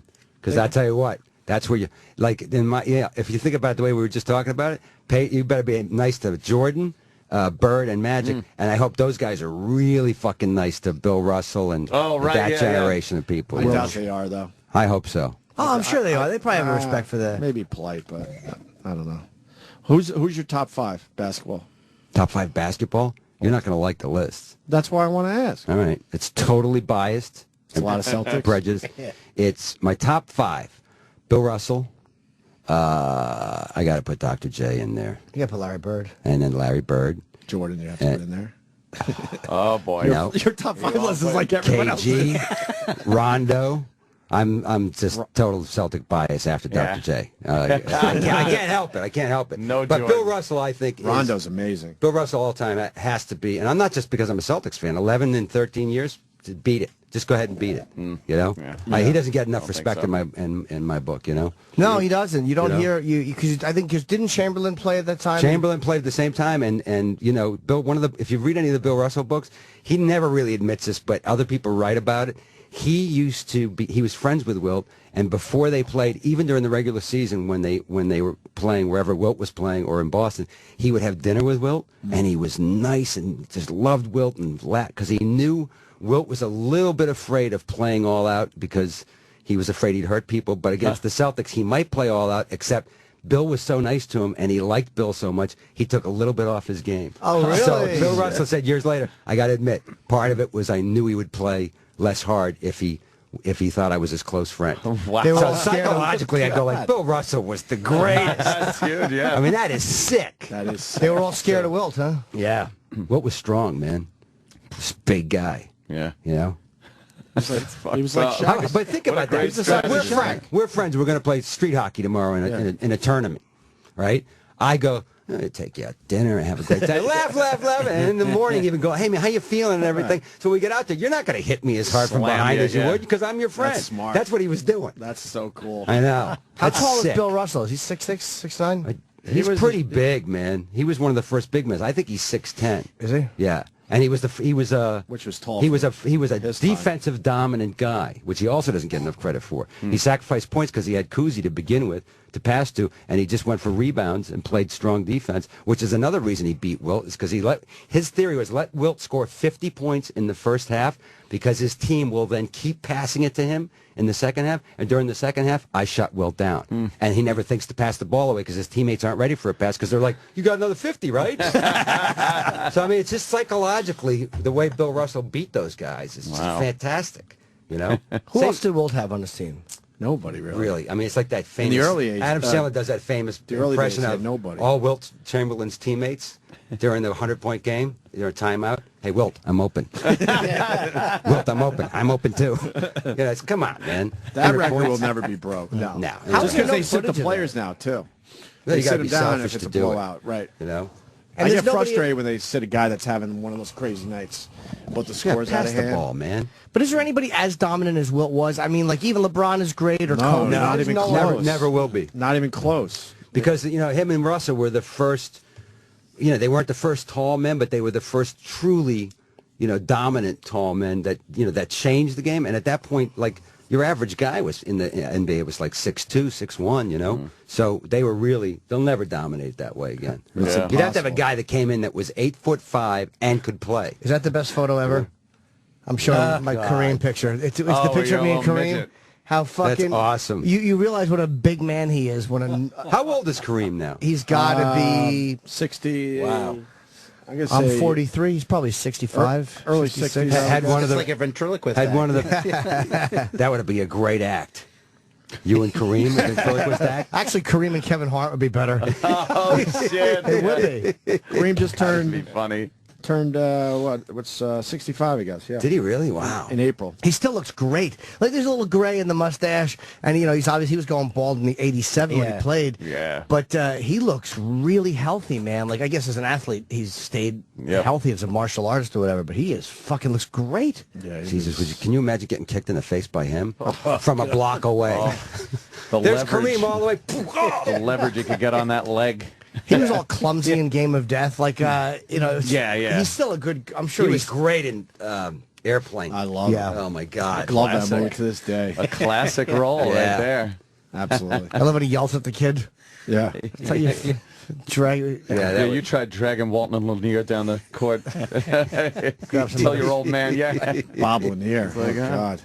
We should get you guys out of here. You're doing more press there, Dennis. We are going to do Jim Brewer's show after this. I haven't seen Jim since the last time he was at CCH. So Is he in here or is he doing ISDN? I have no idea. I don't even know what ISDN means. Brewer's here and he didn't stop in to say hi. Get out of here.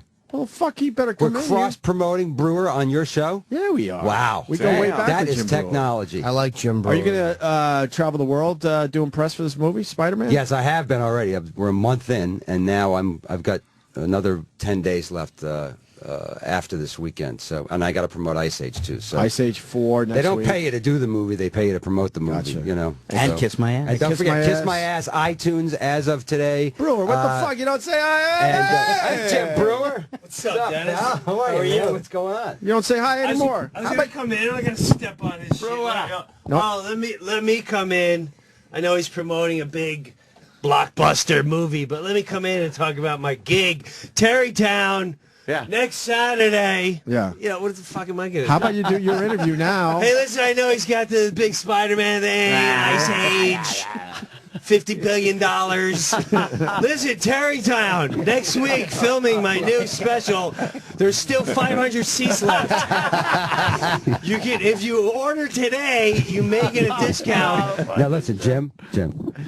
What time and what day really is the Terrytown gig? It is July 14th where I film my new special. Or you can go see Spider-Man and Ice Age. The beautiful thing of that is you knew he was really sneaking a plug in. That's the beauty of the comic. I know, it's And nice. download the new song.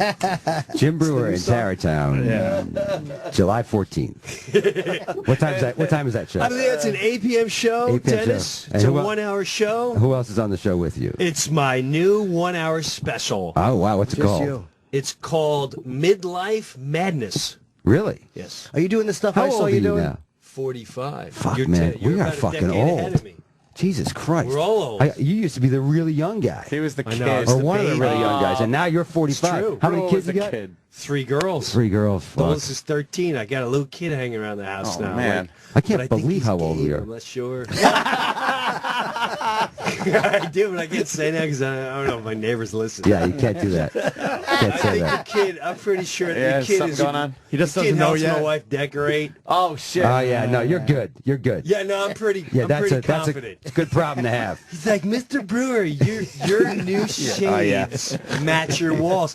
What 12-year-old child Knows says that shit. None. One that wants None. to fucking Right, and this is keep what he coming to said the yesterday. He house said, without the father thinking anything. because I want to know I'm not over welcoming my stay. Am I still okay if I could use your pool? Like, yeah, you can do. You know, he wears a collar shirt. Yeah, I think I'm all right. No, I think you're I'm good. all right. You're I good. think you're Yeah, good, man. You're good. I feel confident. Yeah, no, you're all right.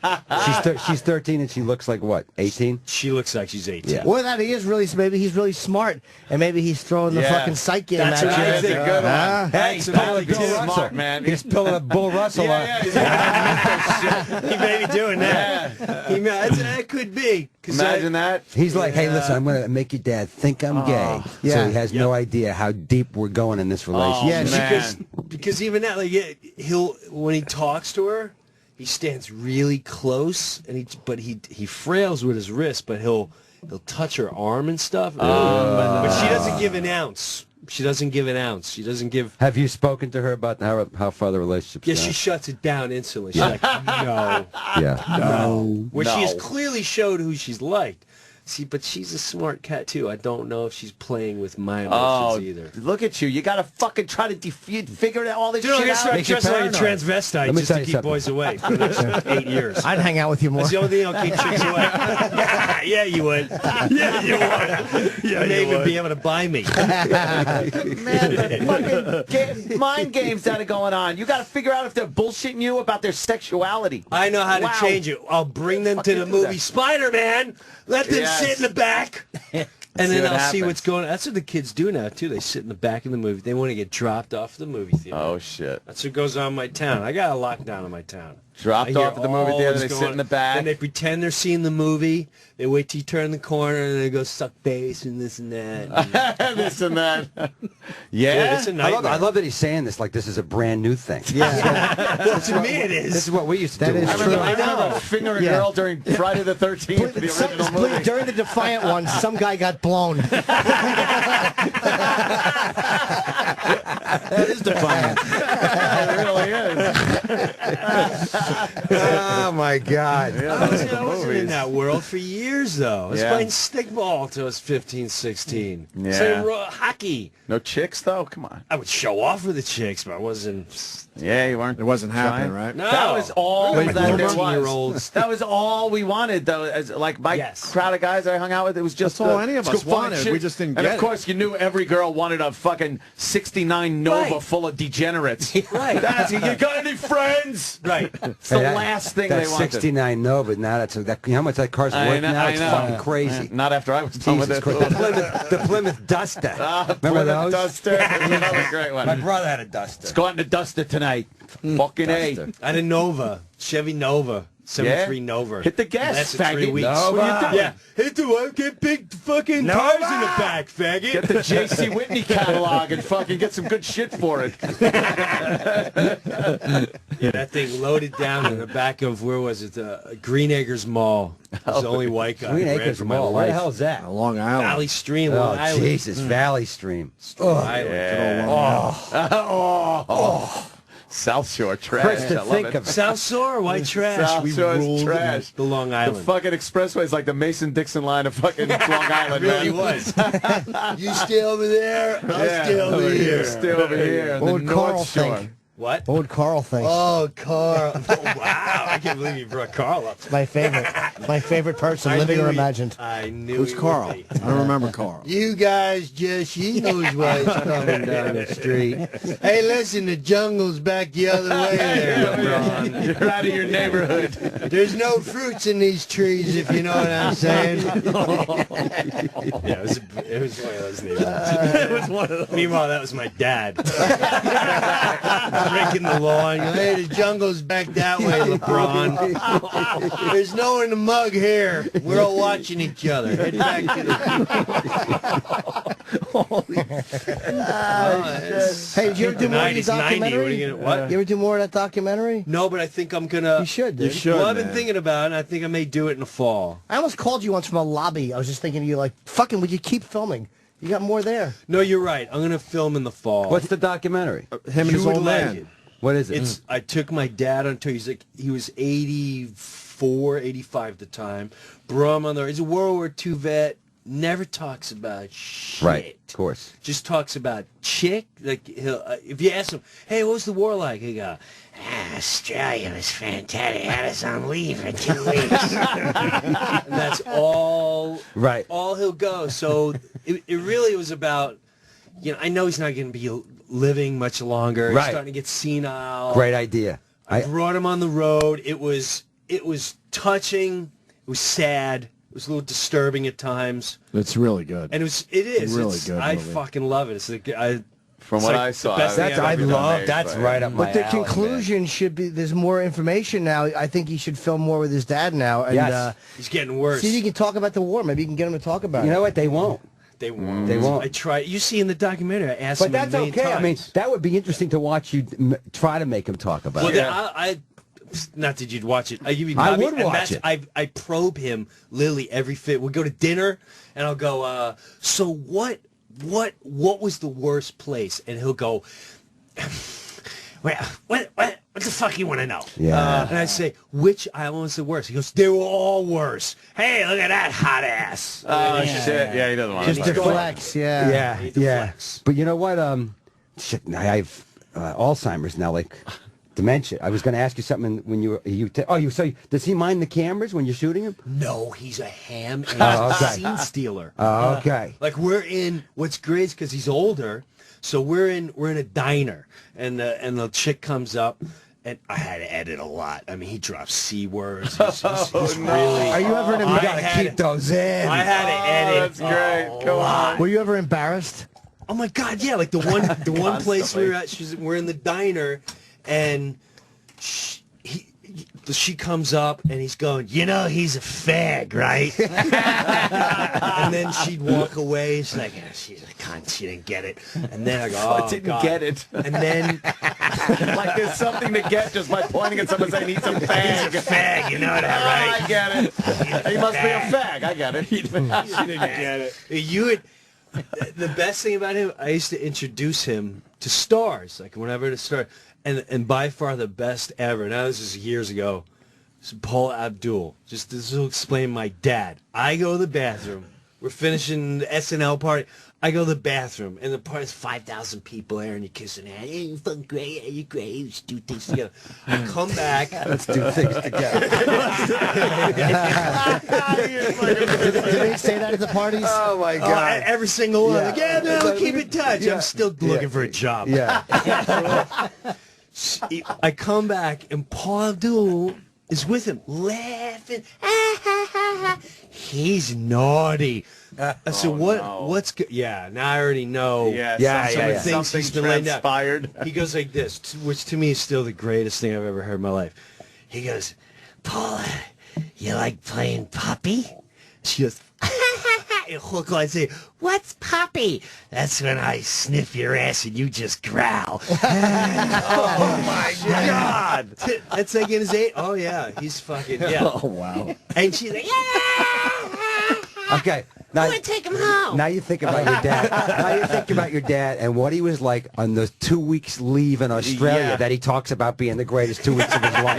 How insane was that trip? After he took a week-long shower to take the Japanese blood off his body. Right. Just that you know he saw. They just strung Mussolini up and killed him, and then went to Australia to drink and get laid for 2 weeks. What were they saying then? Oh, holy shit! I can only imagine what they're. And they were conquering heroes. That's right. They were huge heroes, and those guys wear those hats. I always go up to any vet with a hat because they want you to go. Yeah. Hey man, nice. All right, nice fucking wearing the hat. Thank you so much. Oh yeah. I think last time I was here, it was a guy with a hat. I went up to him in ShopRite.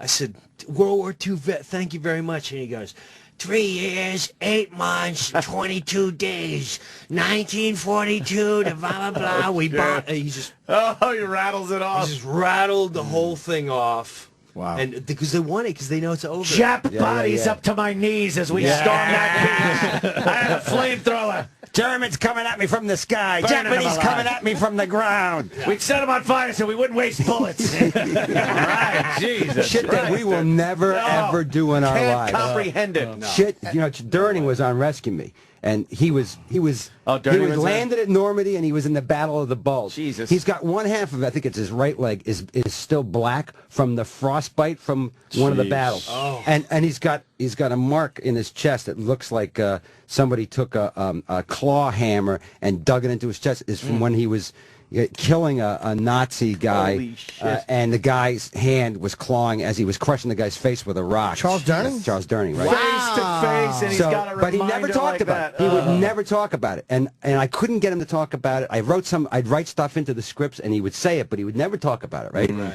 So then I went to do the Memorial Day thing one weekend, when they were honor the troops on PBS with Joe Montaigne and Sinise in Washington, and he was getting honored that year. And when I saw him backstage, when he was waiting to be introduced, and I saw Colin Powell and the heads of all 4 military who were about, to go on stage, walk up individually. He was sitting down and shake his hand and talk to him. I went, wow. All right.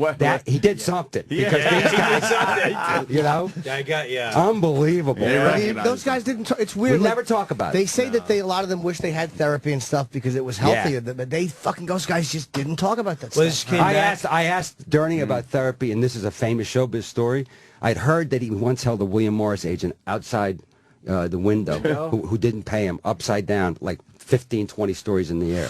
Right? Suge Knight. Right? Yeah. So I asked him one time, Suge. I said, is it true that story about you holding the William Morris agent upside down, like 20 stories in the air? He goes, it was 15 stories, and that was my therapy after the war. And I was like, holy shit. Wow. Well, I started learning about my dad by the town bully. And they were the Delapines. And when you grew up, and anyone that was in jail, you're like, holy shit, the fucking Delapines are in jail. Don't fuck with the Delapines. Kids stole my bike and all that shit. There was 8 of them. 3 of them were armed robbery. They're thrown in jail for armed robbery. But they were out. So, cut to, I'm 12 years old. And this is when I realized, like, there's something fucking off with my dad. My dad he's a little guy. He's smaller than me. The main Delepine is on my front porch. He rings the bell. My dad's already passed out from the fucking beer. My mom's 3 martinis in. That was the routine. My dad's beer is fucking Sue Simmons. He's out. Sue Simmons. Goddamn monkeys. All monkeys. All monkeys. Let's guess who did that. Monkeys. Oh my God. Stay out the seats. Stay out the... My God. Oh, shit. They're out. They're out cold. The door rings, Delapine's at the front door. I instantly have a heart attack. I'm so scared I almost start crying. And he's looking right past me. He goes, "We want to talk to your father." And I went, my father's sleeping. And I look out, I swear on my children's lives, there's 3 of them on my porch. And there's 2 standing in my walkway and more outside their car, leaning against the car. And I go, my dad's sleeping. I feel a claw grab me, pull me aside, and my father walks out on the patio, and he goes, "What is it? Fucking 1, 2, 3, 4, 5, 6, how many cars? Yeah, 3 fags. There's 7 of you for one little old man?" He goes, "You may get the best of me, but one of you gonna fucking die." Which one's it gonna be? Is it gonna be you?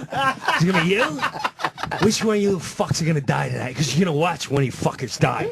And my mom's like, "Jesus Christ, Jim, get the goddamn house, and we're calling the cops, and his son's a cop."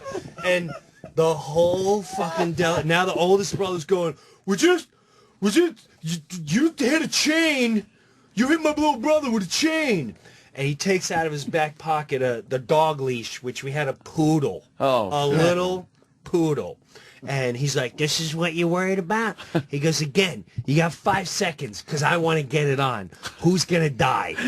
And they were like, "Oh, we really apologize. We didn't fucking mean it." And they left. And that was a defining moment the rest of my life. I looked at my dad like, "Were you fucking crazy? Do you know they have guns?" He didn't care. Guns. I would have. I would have loved to have one of the Delepines die in that story. Right? Yeah. Right? But from a death blow to the neck as your father throws a warning shot. Watch this! Blood coming out of every hole in his head. He just hits the What does he fucking give a neck. fuck? He was in World War II. He doesn't give a fuck about the Delepines. Fuck you. That's when I realized. I love your dad. I do too. I haven't even met him, and I great. love him. I can't wait to see this fucking documentary. That I'm is gonna give it great. to you. It You're really is fucking good, love Dennis. It. You're gonna It love really it, is man. good. And A lot more only people an should be hour. seeing this damn You'll thing. fucking love it. It's So- hot, man. How long is it? It's an hour. I'll make it longer. You told me and you really made me think about it. I'm definitely gonna do it. I gotta, now I got a nurse, so you gotta clean. He wears diapers and shit. So it's on that trip he shit 3 times. Oh, I'm like, man. Yeah. That's a rough thing to clean. Yeah. It's fun to do for a film. But Yeah. You should film more if you can, though. I mean, I am. I Yeah. just booked a whole fall tour. Oh, you did? I want to get a bus and just film the shit out of him. Because he's still funny. He's still, Yeah, he fucking sounds it, man. Dude, he's the ambulance comes over the house. He looks like he's dying, right? Everything out of his mouth is always funny. He always tries to be funny no matter what. They go, "Mr. Brewer, you okay? You okay? You're in pain?" He goes, "Yeah, I'm in pain." Where's it hurt? He goes, "I'm pregnant." I don't know who the father is, and I wouldn't tell you because then you'd start rumors. While he's drooling and his heads are twitching. Can you imagine what he was like in the war? Oh, he literally was like that guy from Die Hard doing fucking one-liner, wise-ass one-liners while he was killing people. Non-stop. He must have been a fucking blast to hang out with in the war. Well, it's funny. Man. I would say so because as I grew up, he was just a dad, and it was my college year where kids would go, "You're a Brewer," because he's a lot older. Everyone thinks he's a grandfather. They go, "Your father, does he drive a garbage truck?" I go, "Yeah." Like, Oh my, dude, I had your father for this. He's the funniest fucking guy I ever met in my life. I'm like, my dad is? Yeah. Funniest fucking guy. And as I got older, I mean, he started fights at town halls. He was What a hero. He was the clown of clowns. What a hero. But I didn't realize that as I got older. So that's another reason I made the documentary. Like, You never had to discover. any. You never had any war buddies come over or anything like that? They all worked together. They all. It was really sad. They all worked together at the sanitation place. They all got each other jobs, and two of his best friends died of a heart attack. They were all heavy fucking drinkers. Yeah. Can you blame them? No, one hung himself and one shot himself. It was Jesus Christ! My dad was the only one. Wow. My dad was the only one. That's that made it out of hardcore, his man. Group. Yeah. That's crazy, right? But that there. makes sense, doesn't it, when you think about it? Oh, like man. the You get horrors that older, they saw. What they must have been through. You can't even fucking But he fathom. never.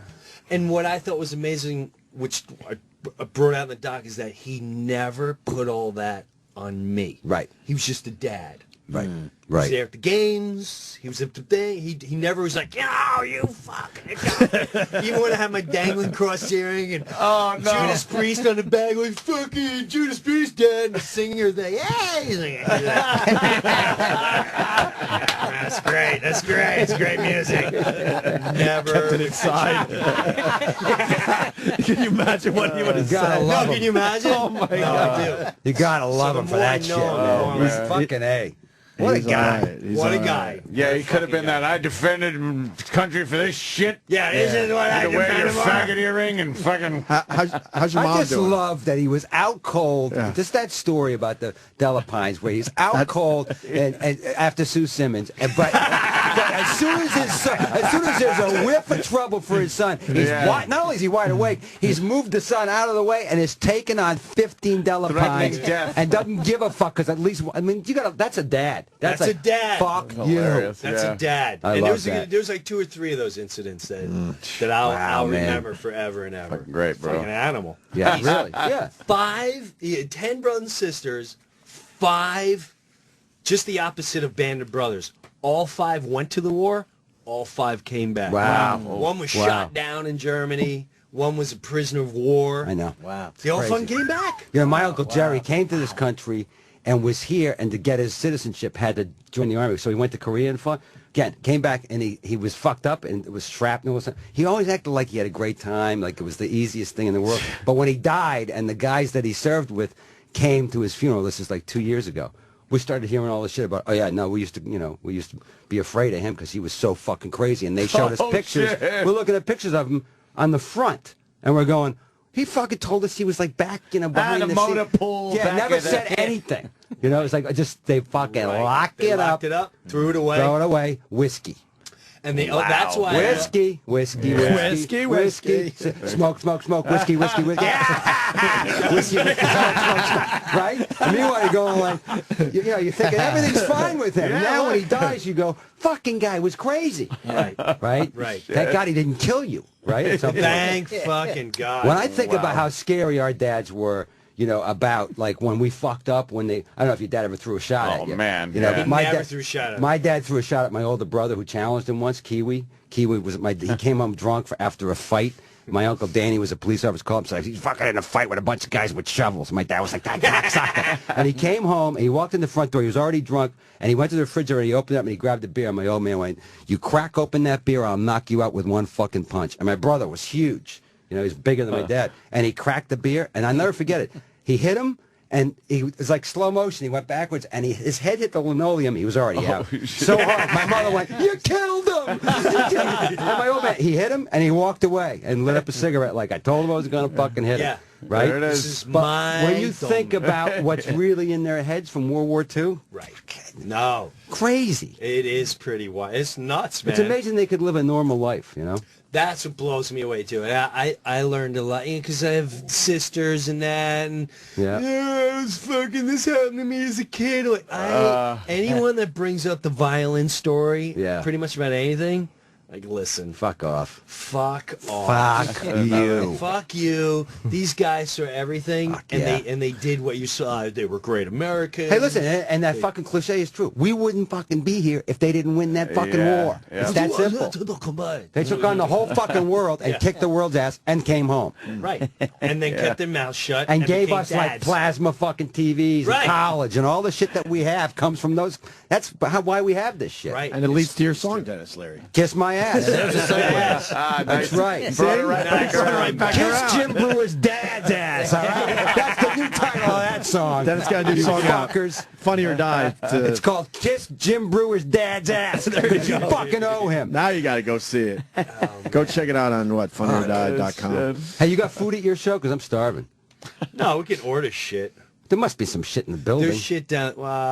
There's pretzels and little snacks. Pretzels We and can get you hash. something. You can order Dennis. stuff We'll get downstairs. It's Why don't we I'm gonna break? order We got a egg and break. cheese sandwiches. No, just get like some bagels or something. You want something? We can continue good. here, too. Why don't you just fucking use this on your show? What? You already did it, already. Brewer. You already did it.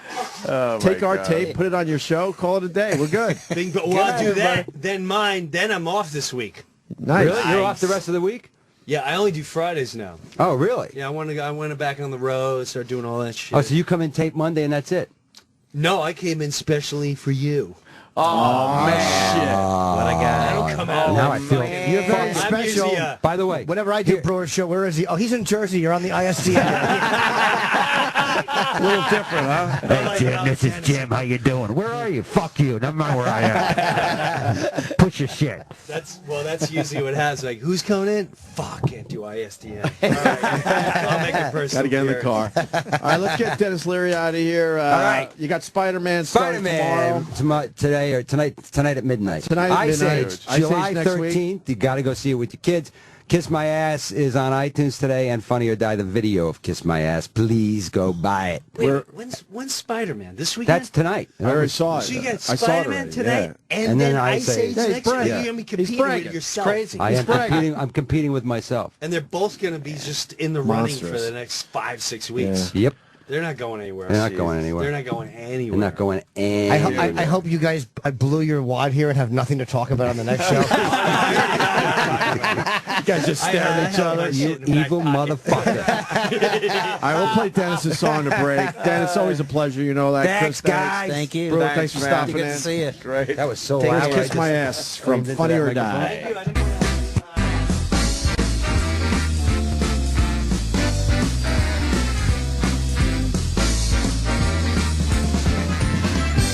Kiss my ass, 'cause I'm American. Don't care if gas hits 11 bucks or more. I drive an SUV that could fit 14 of me. I kiss my ass, kiss my ass, kiss my ass. Now this crazy world, it's a ticket time bomb. Any day could be the last, and then I gotta see on my new 3D TV. I kiss my ass, kiss my big fat lazy ass. Sirius XM. This is the Opie and Anthony Show. Oh, my God. I still don't know how to load one of these up into... I'm trying to load a picture into Instagram from my photos. That's easy. I am. Do you? Yes, Jimmy. Oh, you're full of turkey. Well, I'm putting a photo on my Instagram. How do you do My it? Instagram is Opie Radio, and you're going to get a fine photo of Jim Norton, Jim Brewer, some nobody, Dennis Leary, Anthony Cumia, and Opie. How do you do it?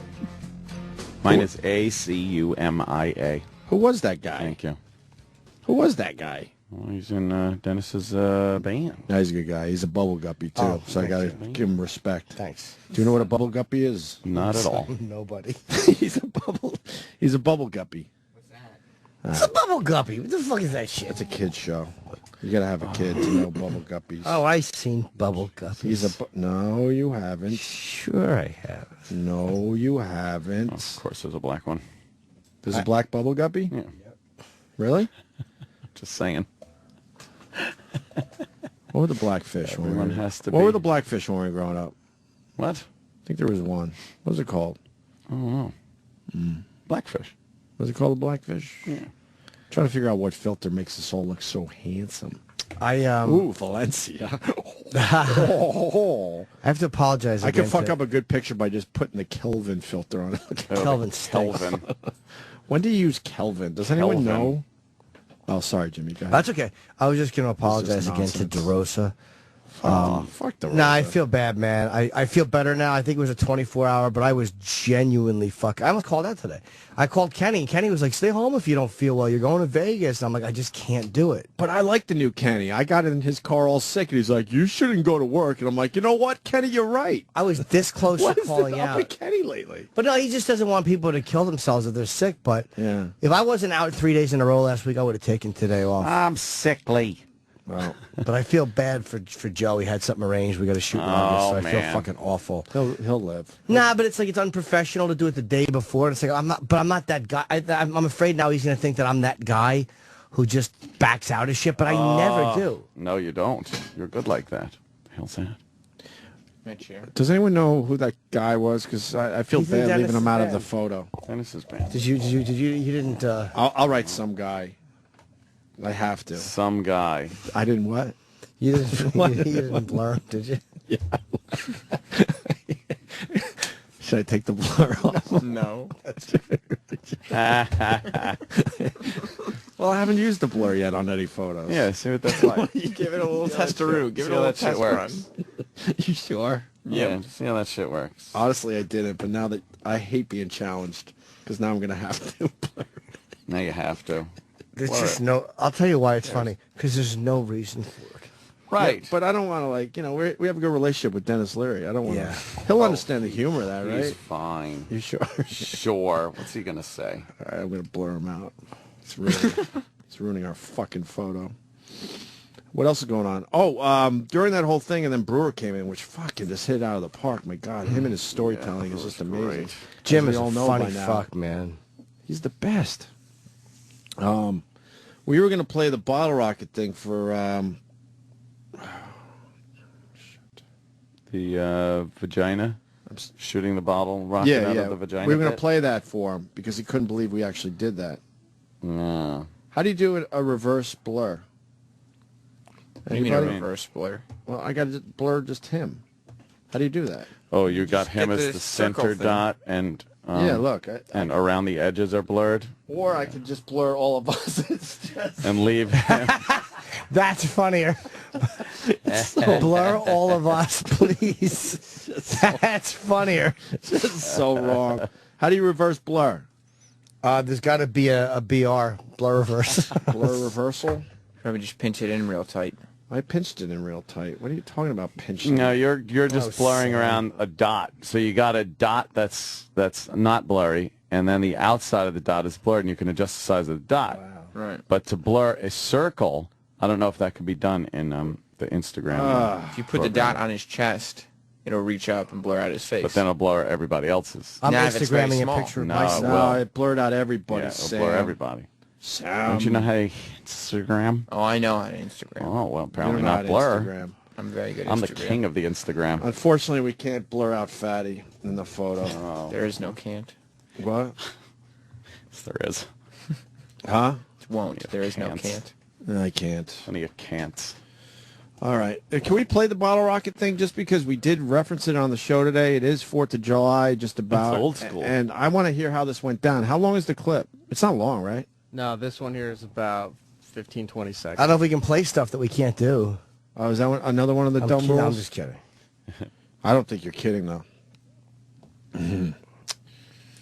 Yeah.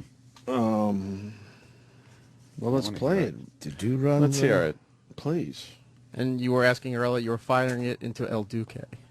Oh, it was El Duce, right. El Duque. Remember Frenchie who just didn't translate to the XM show? Oh, no. Yes. Remember, he was such a He hit. didn't translate. Suck it!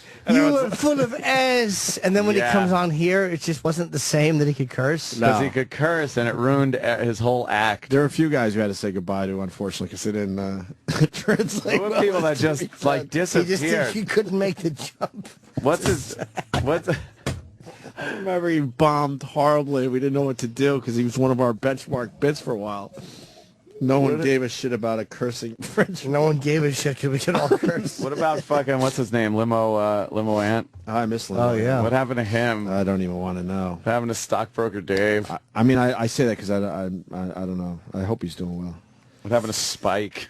Stockbroker Dave is, he left Wall Street. Did he? Yeah, we used to keep in touch. Does he occupy now? He's an occupier. Just hates Wall Street? Yeah, he's one of those guys. No, I don't know. Now that we're talking about him, I'm sure. Why he'll don't write you me. suck it? Why don't you lick my D? Yes, I'll put it in your A. But wait a minute. Why is my fucking cock Instagram not going to my Twitter too? Hunk of shit. I stink at everything. You are a loser.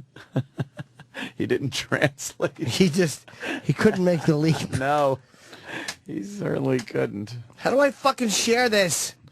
Well, listen. Aw, Jimmy wants to share and he can't. I like sharing, Anthony. I know. Who are we? What am I going to say for that guy? Because I got Jim Norton.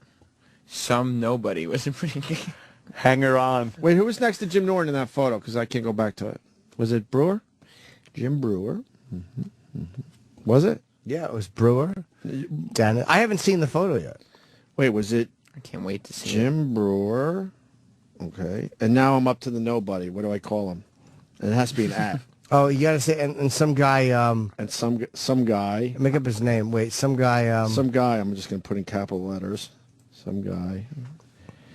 It's supposed to share to my Twitter, and it doesn't. Oh, cock. And then at Dennis Leary. Only one N. Don't forget. Mm-hmm. Oh. I like sharing it. You share a lot. And then we go with Anthony Cumia. Oh. Anthony Cumia. And oh, Terry Pescatelli was on. I forgot about that. And the yeah. And the great Opie. Okay. Yeah, Tammy was great on the show last week. I like her. That's it. I'm just gonna call him some guy after all that fun we were gonna have. I was gonna blur him out. Yeah. All right, fuck it. Upload. Rock and roll. Rock and roll. Ready to rock. Jimmy, your right ear got cropped out from my left ear. I'm sorry. Well, I got to tell you, my I right have ear. terrific ears, though. I'm sorry. I had to do it. My right ear has been known to be my best quality. Let me see it. I'm sorry. I chopped out your. I just like my ear too much. No, that was my accent. That's a good shot, actually. Jesus Christ, I might like fucking. That's almost a great shot. I look Puerto Rican. It's almost a great. I just don't know who the guy in the middle is. Yeah, what is that? He's in the middle too. Everyone else, like him or hate him, you know him. Could have cropped him out. I have a good smile when I'm happy. I thought you were putting that smile on. No, I was happy. I like Brewer. It was fun. Brewer ruled. A good hanger-oner knows to step away from the group photos. That guinea grease is really fucking reacting with the sunlight. What's wrong? I'm really looking like one of the Moors. Do you know the Moors invaded Sicily? Yeah, you're tanner than anyone in that Holy photo. shit. Yeah, you're so tan, you ought to own a tan store or something. Ah, great one, Chip. Wasn't good. You hear what I said? Yeah. No. Can I hear the bottle rocket out of the girl's coochie cooch? Oh, please. Don't please. move. And we're lit. We're lit. We're lit. Oh my God. And shoot.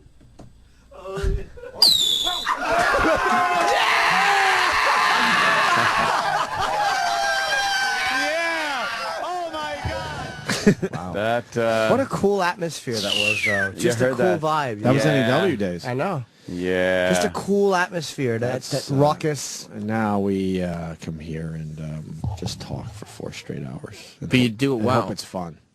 Yeah. It's one thing you can take pride in. No one was hurt with the bottle rocket thing. We were very responsible. We built the heat shield, like Ant was telling Dennis Leary. Nice heat shield. We had to drill holes in the heat shield to get the bottle rocket one hole, yeah, anchored down. We really thought we were going to burn her fucking pussy lips. Were they nice? No, she was a fucking mess.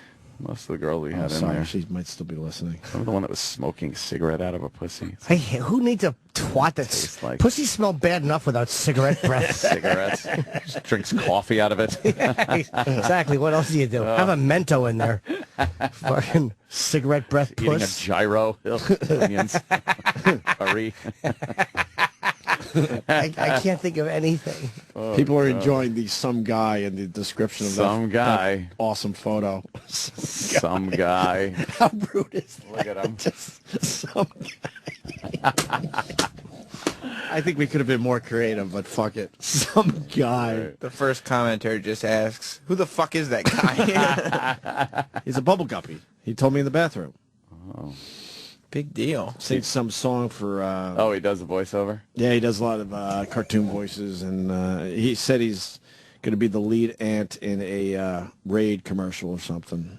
Oh, he's got to yell, Raid! I think he's one of those guys, yeah. But He probably makes a lot of money. He says it's the national spot. He's a nice guy. I'll bet you he makes a great living doing that. If he does voiceover work, that's his job. And if he's one of those guys who's sought after, man, he probably makes a shitload of money. A shitload. Yeah, they do make a lot. Like Billy West. Well, let's go home. I think we did it today. Yeah, I think we did it. Hit it out of the old park, as they say. Do you know when I was trying to sleep last night? I wear that mouth guard now, which helps a little bit. The machine is what I need. My nose was stuffy. I got a horrible night's sleep last night. Oh. And I kept dreaming, like, Jim has to go to sleep and you have to breathe, because I don't think I was breathing. But my mouth was really dry. I was just thinking how much it would have sucked for Patrice to be stuck with his mouth dry. Oh, don't think that. But I mean, just with a dry, like, it's a weird thing, like a glass of water. Is like just to go out, just to be able to get a glass. But like, what if you lived like that? Like, thank God he didn't live more than a month. But imagine if you lived like that and you knew the routine. And when people walked, like you're like, okay, I have 9 hours until somebody comes back in here to get me a drink. Oh, and they won't even know I want a drink, so they might just dab my lips. A drink. No, you can't think like that. You drive yourself nuts. No, but it makes me... Could be like the World War II guys. Don't talk about it. As much as it makes me very sad, it makes me kind of glad that he didn't survive that. Like, because of that, like, he doesn't have to deal with that. He doesn't have to live like that. I couldn't handle knowing he was like that. Absolutely horrible. My God. To this day, still horrible. It's an awful one. I don't mean to bum everybody out as we're leaving. Oh, my God, you just... All right, boys and girls. Any plugs, Jim? The only things I'll plug, I am doing a thing in Montreal with Bob Saget. Montreal. Are you going to the comedy festival? I am, July 27th, and I'll bet you it's because Bob requested me. I'm doing something with Saget and Amy Schumer. It's a live television thing. Ooh. You can go on to epics.com, epicshd.com if you want to see my special. Can I tell you honestly, and again, I know there's people on Twitter that probably didn't like it, but I've gotten so far, and I know it's not realistic, every single tweet, and there's been hundreds, has been good. So, and again, I know that there's people who will be negative or people who didn't like it, but even if the critics blast it, I feel like the people I made it to entertain have been entertained by it. So it's like, and it really, it felt oddly comforting. So I appreciate all your tweets. I didn't take it like it was ass kissing. It felt very genuine, and I just thank you guys. I'm happy those of you that saw it loved it or liked it even. I like when they show they're human beings. No, but it was nice. I kind of like that sometimes because it does mean a lot. Their opinions mean a lot, obviously. Of course. I mean, you know, there's nothing wrong with a human emotion every once in a while. Saturday, August 11th, I'm with Artie, Nick, and Dave in right outside Chicago, doing the Horseshoe Casino. And Saturday, August 25th, just me and Dave alone in the Hampton Beach Casino ballroom. All alone. Why? Intimate. Yeah, because me and Dave wanted to suck each other off in the hotel. All right. Let's get out of here. Check Opie Radio on Instagram for a picture of some guy who we don't know who he is. You just gave me a huge fucking plug there, Sam Roberts. There you go. It's Opie about Radio fucking time. Instagram. They're beating the shit out of some guy who we don't know They're calling who him he Ronnie is. B. They're calling him a cunt. They're calling him... I hate some guy. They're just killing him. Is she a great big fat girl? What else are they saying? What did some guy do with his shopping cart of returnable bottles? He stinks and I don't like him. Some guy looks drunk. Or some guy looks way too happy. What a cunt. Poor some Remember guy. I said that human thing? I do like that, but I also like this as well. This is better. So, yeah, this is fun too. When you just start bashing How that did Ronnie guy. B get in the photo? I like that one. Some guy is really tan, black. Everybody hates him. Yeah, he is. He struck out today. No, we liked him. We like him. We like some guy.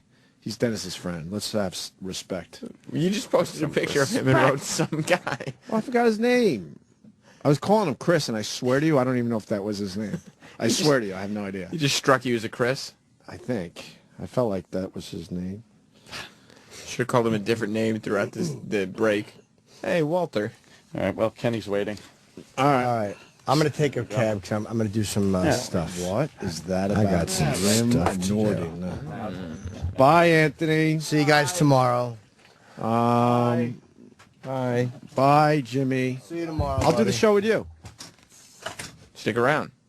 Can we plug more of my shit? We could do that the whole time. I don't even have anything to plug, really. What are you talking about? You got to picture some guy up. This is a big deal. Oh, people are like an electric wheelchair homie video. Oh, yeah, the big follow-up. Yeah. Rolling Dirty, they're like that. And I kind of, the silly video of the guy with the leg, that's doing well. The owl guy. Kenny was making fun of Troy. Why? He called him Waldo for his shirt. What does Kenny know about dressing, Troy? Why don't you give it back to him? I'm fucking Like I pissed said, off. Waldo has a red shirt. This is navy blue and gray. Yeah, but it is the same pattern. I understand why. But it's stripes. Same pattern. Did you tell Kenny to fuck himself? I didn't tell him to fuck himself. He wasn't that severe with him. Why not? Kenny definitely got the upper hand in that little back and forth, I will say that. What's Kenny's bit today? Jimmy, you know every day he has a bit in the hallways, right? No. No, the problem is today there's not enough people here for him to do his bits. What were some of his bits last week alone? I mean, he just makes up lies and just starts telling everybody. He tells every single person. Like last Friday, his bit was every single person that passed him in the hallway. He said, "Hey, do you want to go see Magic Mike with me this Friday or today?" And they'd go, "Oh yeah, sure, I'll see it with you." And he'd go, "Okay, tomorrow, 2 p.m." They'd be like, "Yeah, okay," thinking the joke was going on, and then he'd be like, "What theater?" And just let it keep going and going until they were like, "All right, I have to go." But he does that. He does one joke, one routine, and he hits every single person that works here with it. Down the line. Every seat in the building. Yeah. I liked your production. You gave me a disc. Oh, cool. Thanks, man. I liked it. Did you listen to it? Yeah. Troy's doing a very good job with production. Thanks, man. Appreciate that. This means nothing, so I'm leaving. Some of it's good, some of it's not as good. Some of it, yeah, it's lacking. You going to Roger Waters? I want to. When is he? Saturday. Friday and Saturday. I'll be fucking fighting. I told my fucking Right. connection. And know what she did after that beating I gave her over the air? What? About my connection? She goes, all right, what do you need? Oh, what a glutton for punishment. She's a cuckold You think that's what it is? when Come it on, comes Troy. to getting me tickets. Go do our business. All Me- right, Me and Sam. Troy got some shit to do. Obviously, this isn't working. Sam, you're We don't alone. have the chemistry today. Jess It's is not worried working. that Jim is going to take me to the Bunny Ranch when we go to Vegas. Tell Jess. That's the least of her worries. Are you kidding me? That's easy. The Bunny Ranch is in Reno. There And you go, She thinks Jess. I'm driving 9 hours with you to watch you The not Bunny Ranch cheat. is 9 hours away from Las Vegas? I believe so, yeah, or 6 Jesus. hours. Could you guys go to a tranny bar while you're out there? Can we? Can we pull ourselves out of one is the question. Would you go to For a the tranny- show we will. Let's go for the show. Would you go to a tranny bar with Jim Norton? Yeah, I'll go to a Trinity bar. Nice. Cool, let's do it as a goof for the show. As a goof. And when me and Bob for have the show. tenting erections, you can...